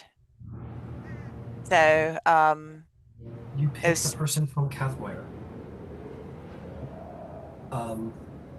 The refugees will remember that. I'm certain.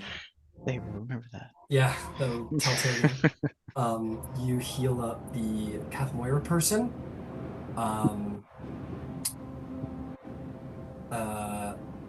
Yeah. I'm gonna roll to see if I'm gonna roll for a random encounter actually to see how things go tonight. So the first thing I'll tell you is as you all settle down for bed, to go for a long rest. Watches are held as always by the children with an adult on standby just in case. Are you putting a hand up, Mira? I was going to ask, can Mira stay with the one from Avalier and just kind of like add body warmth? Sure, yeah, absolutely. And ask like Thistle to come to the other side? Cool. Yeah, absolutely.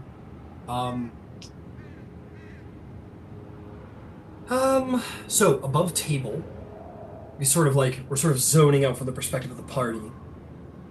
I said that there was a 75% chance that you were safe. I was gonna say if it was a 5 or above, they were gonna catch up with you and your crew, and there might be damage. You guys won't know this, nor will your watches know this, but maybe a quarter mile to the north, about 10 of them just sort of run around looking and sort of burrow holes downward as the sun begins to rise. And you narrowly will not be assailed by these creatures and probably lose refugees because of them. Narrowly. 14. It was on a 15, they were going to find you. On a 14, they did not. You don't The know gods that. are with us. Yeah, it seems that the gods are with you. Perhaps the respect that Ox and Hekator paid for this fallen dwarf, maybe even the Raven Queen for allowing him to be properly buried. Perhaps, or who knows why, but you are seemingly blessed this night.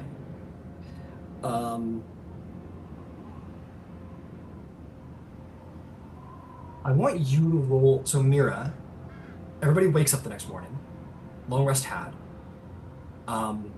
This person from Avalier, as you were right up next to them, died at some point in the night. I do want you to roll me a con saving throw because you have been sleeping next to a corpse for the last couple of hours.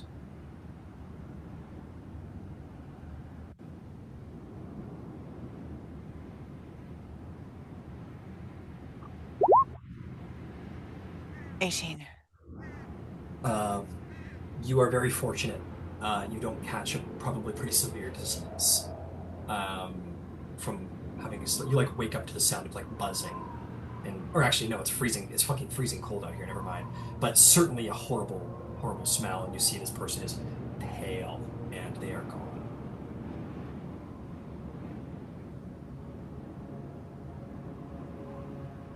But as tough as that is, someone can bury them, maybe like leave them, let them go down. Yeah.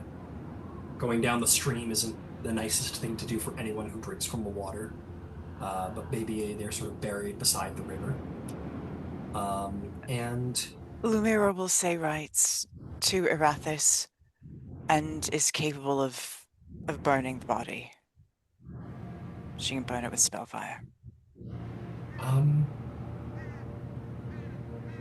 This person didn't have any loved ones here, so there's no one to really like take authority of the individual, so to speak. So yeah, you may do this.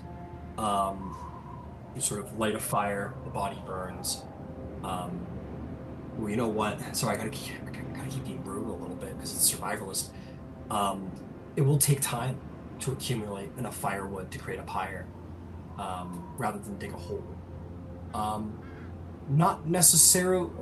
It depends on. I'll leave it down to rolls. I don't think it would be. There's a lot of trees around. It's fine. Pyre will work fine.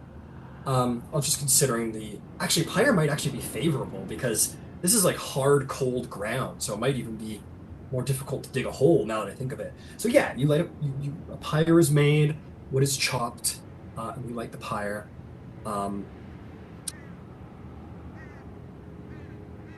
I want you to make a general charisma check, Mira.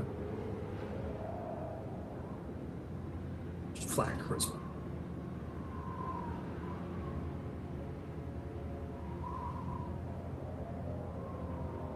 $16. As the pyre burns out, you just get some looks from people, especially from Avalier and Cathmoira, who just give you like little nods. They understand. They could have very easily not understood, but your willingness to sleep beside this individual, risk harm, probably deeply distressing as you like maybe shared some words with this individual. People see the effort you put forth. And if there's anybody who understands how magic works and the limitations of it and what you've been through today, it's probably a group of druids and wizards. So you seem to have gained respect from people in the end. As you guys begin to head onto the road, you are going to be noticing a little bit around camp. People are kind of being able to produce spells again. It seems that the people from Avalier and Frank, actually, I think it's just the people from Avalier and the Ranger Vanera. They are kind of like talking to people and kind of like seeming to like help each other like adjust, it seems, almost like readjust their calculations. Essentially, it's like they've done math based on physics that no longer exist anymore, and that's why the magic hasn't worked. And it seems that, as I described it before, it was like somebody dropped a water and there was all these waves. It seems that now all this time has passed, those waves have calmed a little bit, and now everybody's able to sort of make those minor adjustments to make their spells work properly. And what little magic is around here, those sort of first, maybe even second level spells in some cases, are becoming accessible once more. Which is great. Okay, time to hit the road. No survival checks required today. As I said, you just have to follow the river. You guys will pack up, set this pyre, walk away, and have no idea that maybe a quarter mile to the north, easily within view, there are a couple of holes with about 10 murderous insectoid monsters that were hunting you last night and will probably not ever catch up with you or find out about you, which is great, great, great news. Not that anyone's aware of it. Well done, team. Probably saved these people from death. Boy, oh boy. Could Hekator do one thing before Absolutely. departing out? Please take over if there's any roleplay stuff whatsoever anyone wants to do. So Hekator will go find Mira and Ox and say to them, would you mind coming with me for just a moment? Go see my mother. Yes. Yes. Yes, thank you. Sure. You're Like right. that. Am I all right? No, you're fine. Thank you. I know. Let's just say that I am very, very, very glad that somebody's mother lived. That's important. All right, I'm pulling So- myself together. I'm fine. Let's go. I think Hector will probably lay a hand on your shoulder, gently, and cast guidance, just as a way to try to make you feel a little better and then kind of connect and say, it's all right. Anyway, if I've been thinking about it, we talked about it. You might carry a piece of something. I was going to ask you about that actually. Hey, my mother, she's out of it, but she recognized it within me. Wanted to see if she would see it in you too. If you're open. Yes, actually. I would like that very much. Right. And Ox, I don't know about you, but I felt something in all the chaos. Fleeing that dwarven hell. I'm not quite sure what you mean, but I'm happy to go along with what you need. I could be wrong. But just humor me for a moment. And he'll kind of walk them over to his mother and gently kneel down and kind of do the same thing he's probably been doing it every night, which is laying a hand on her shoulder and casting guidance. Probably, maybe intentional, maybe not intentional, and just, mother, some people to see you. She flickers into awakeness. I'll tell you what, the guidance thing. I will say that if we're playing on it as of recently, that maybe it has something to do with this like spirit thing going on with you.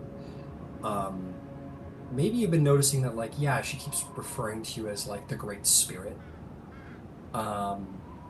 Especially when you cast guidance. Every now and then she seems to recognize you, but when you cast guidance, it's all she sees. So in this moment, she kind of stirs to awakeness from the guidance and kind of sort of looks around at all the three of you with a look of sort of almost confusion. She goes, what am I looking at? going on? What do you see, Mother? Oh, she looks over to you and she smiles as I scramble a little bit here. Sorry, just a moment. There we go.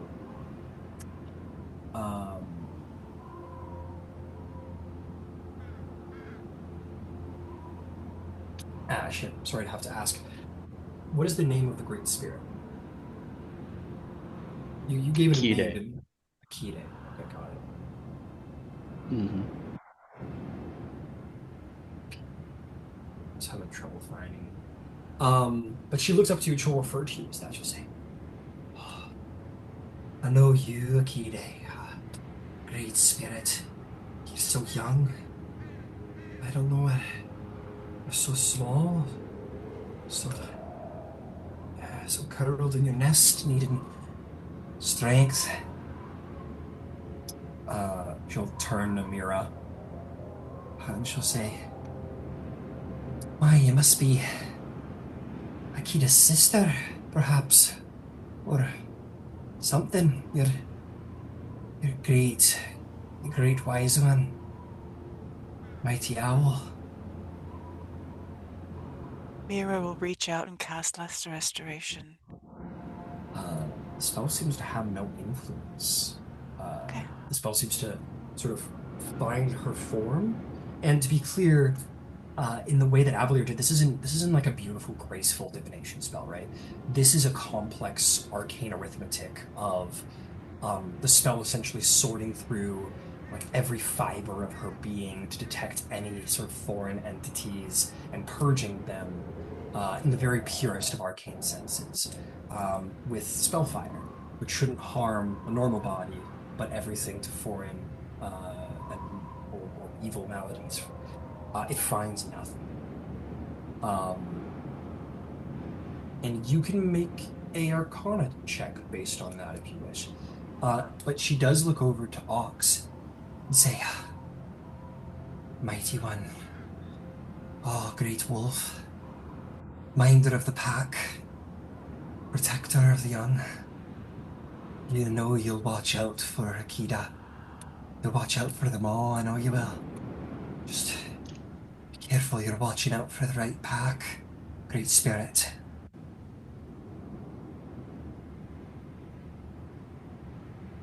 What'd you get, Mira? So it's 2. A nat 1 for 3. You're like, I got it. You're like, that should have done it. That's sort of like the person who,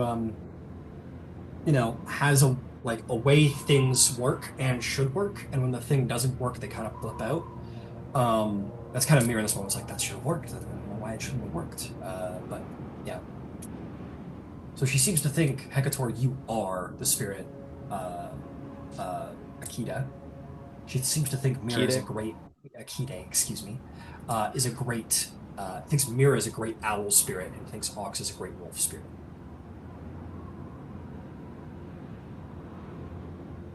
So it's 2 and it's not. Not pieces, but something different. Oh, well, you surely know you're all kin. You're all kin. Different parts of nature, but part of the same whole, no? Akide?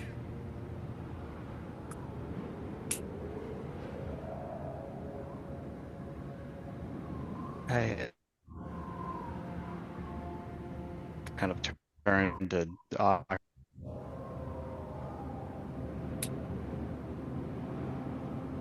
what do you think?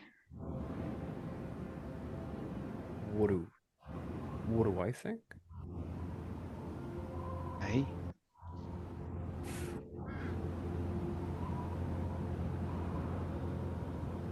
I think a very nice but hurt woman is seeing people act the way they need to protect and guide people in a direction. And again, to what your beliefs are in the spirits, is assigning them personalities. you, Ox, feel within yourself the spirit you've been carrying, sort of, kind of like, again, it's a youthful spirit, sort of, kind of like, let out like a, almost like at you, a little like a cub might like sort of paw at his father.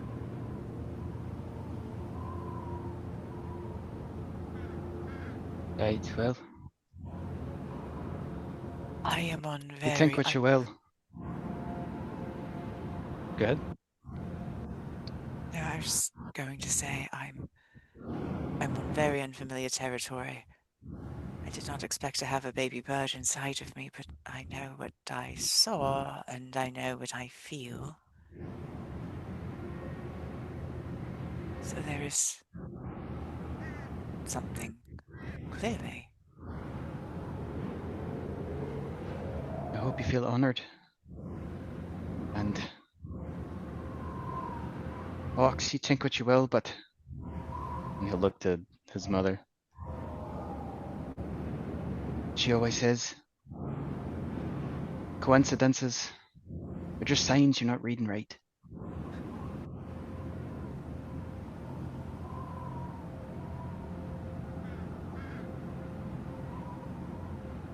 She will, Asuka, the great Goliath woman, shaman, she'll faintly sort of put her hand forth and actually rip your forearm, Ox.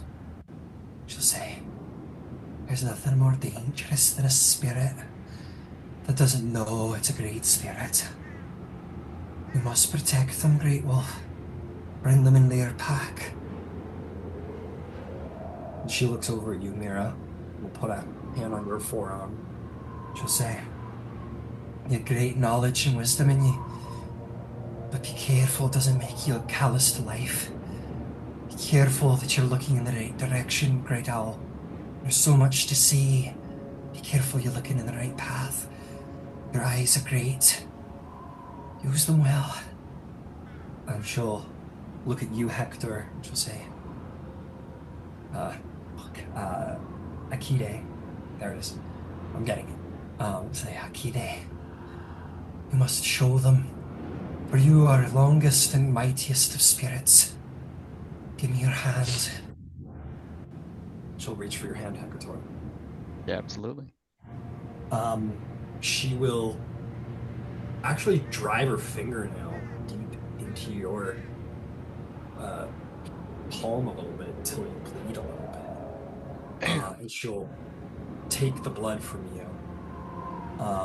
And she will reach out with her thumb, sort of just mark Mira on the forehead, mark Ox on the forehead with your blood. And she will quietly speak to herself in Druidic, which I don't believe anyone would understand. As she does so, Leah, you are going to hear this within your mind somewhere in camp, though you are not present. And all of you will hear it verbally as well as within your mind, like two overlapping voices, like a chorus. And in that moment, there is going to be a small sort of light, a little glow, if you will, begins to manifest around you, and you feel the spirits within you kinda sort of almost leaving you. And that might make some of you feel relieved or some of you sad or upset, but it sort of begins to manifest in this very visual, very physical sort of light. For you, Hekator, it's blue. It's a light blue, powerful electric blue. For you, Mira, it's like almost a divine, radiant white. For you, Ox, it is like a deep red. And for Leah, it's like a purple, like a pinkish purple, if you will, dazzlingly so. And that light in front of each of you will sort of come together into almost like a little globe that will then begin to slowly form into something more real. And around each of you, forming very physically and then taking on colors. Hekator, perched upon your knee, is going to be a young but capable of flight and every bit an eagle. For you, Ox, you are going to see about a large dog-sized wolf is going to sort of form. Maybe a little smaller than a large dog, maybe more like it's still growing. It's like a teenager, if you will, sort of mid-growthed, a little bit larger than a very large cat at this point. For you, Mira, perched on your shoulder is a snowy white owl. And Leah, what forms before you at your feet is this small but playful, large-eared fennec fox that begins to chirp immediately.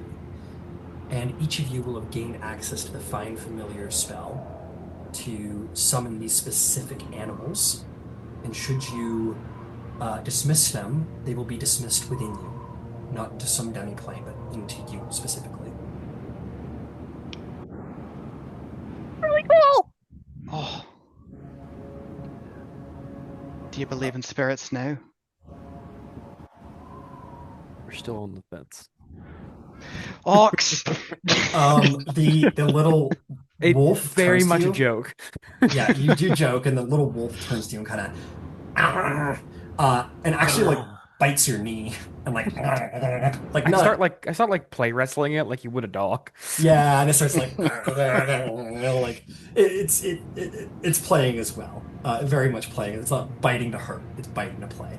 And you start play wrestling with it, and it's very cute. Mira, your owl sort of. And it, Scratch her like, up behind the ears.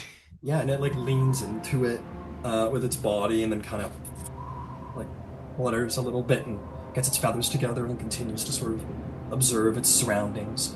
And Hekator, yours, probably the most unique of the bunch, has a similar sort of almost like lightning scar that glows faintly blue across its chest. Its feathers are that sort of golden eagle brown, but there are mixed in. Actually, I would say probably the tips of the wings, in fact, are almost like a bright snowy white, very pure. And it looks at you with recognition, like this has been your friend for your entire life. The others are new to theirs, but this one looks at you with recognizable eyes. You feel very certain in this moment that you know what this is. I think you would see Hekator kind of bow. You bow to the great eagle spirit. And it takes it with dignity. An eagle is a very noble, very proud animal. And it sort of remains perched upon you and close to you. You revere it, but you think in this moment there's as it's been sort of proven within you, a bit of a role reversal. It needs you. It can't survive without you. There's a symbiotic relationship there that hadn't existed before.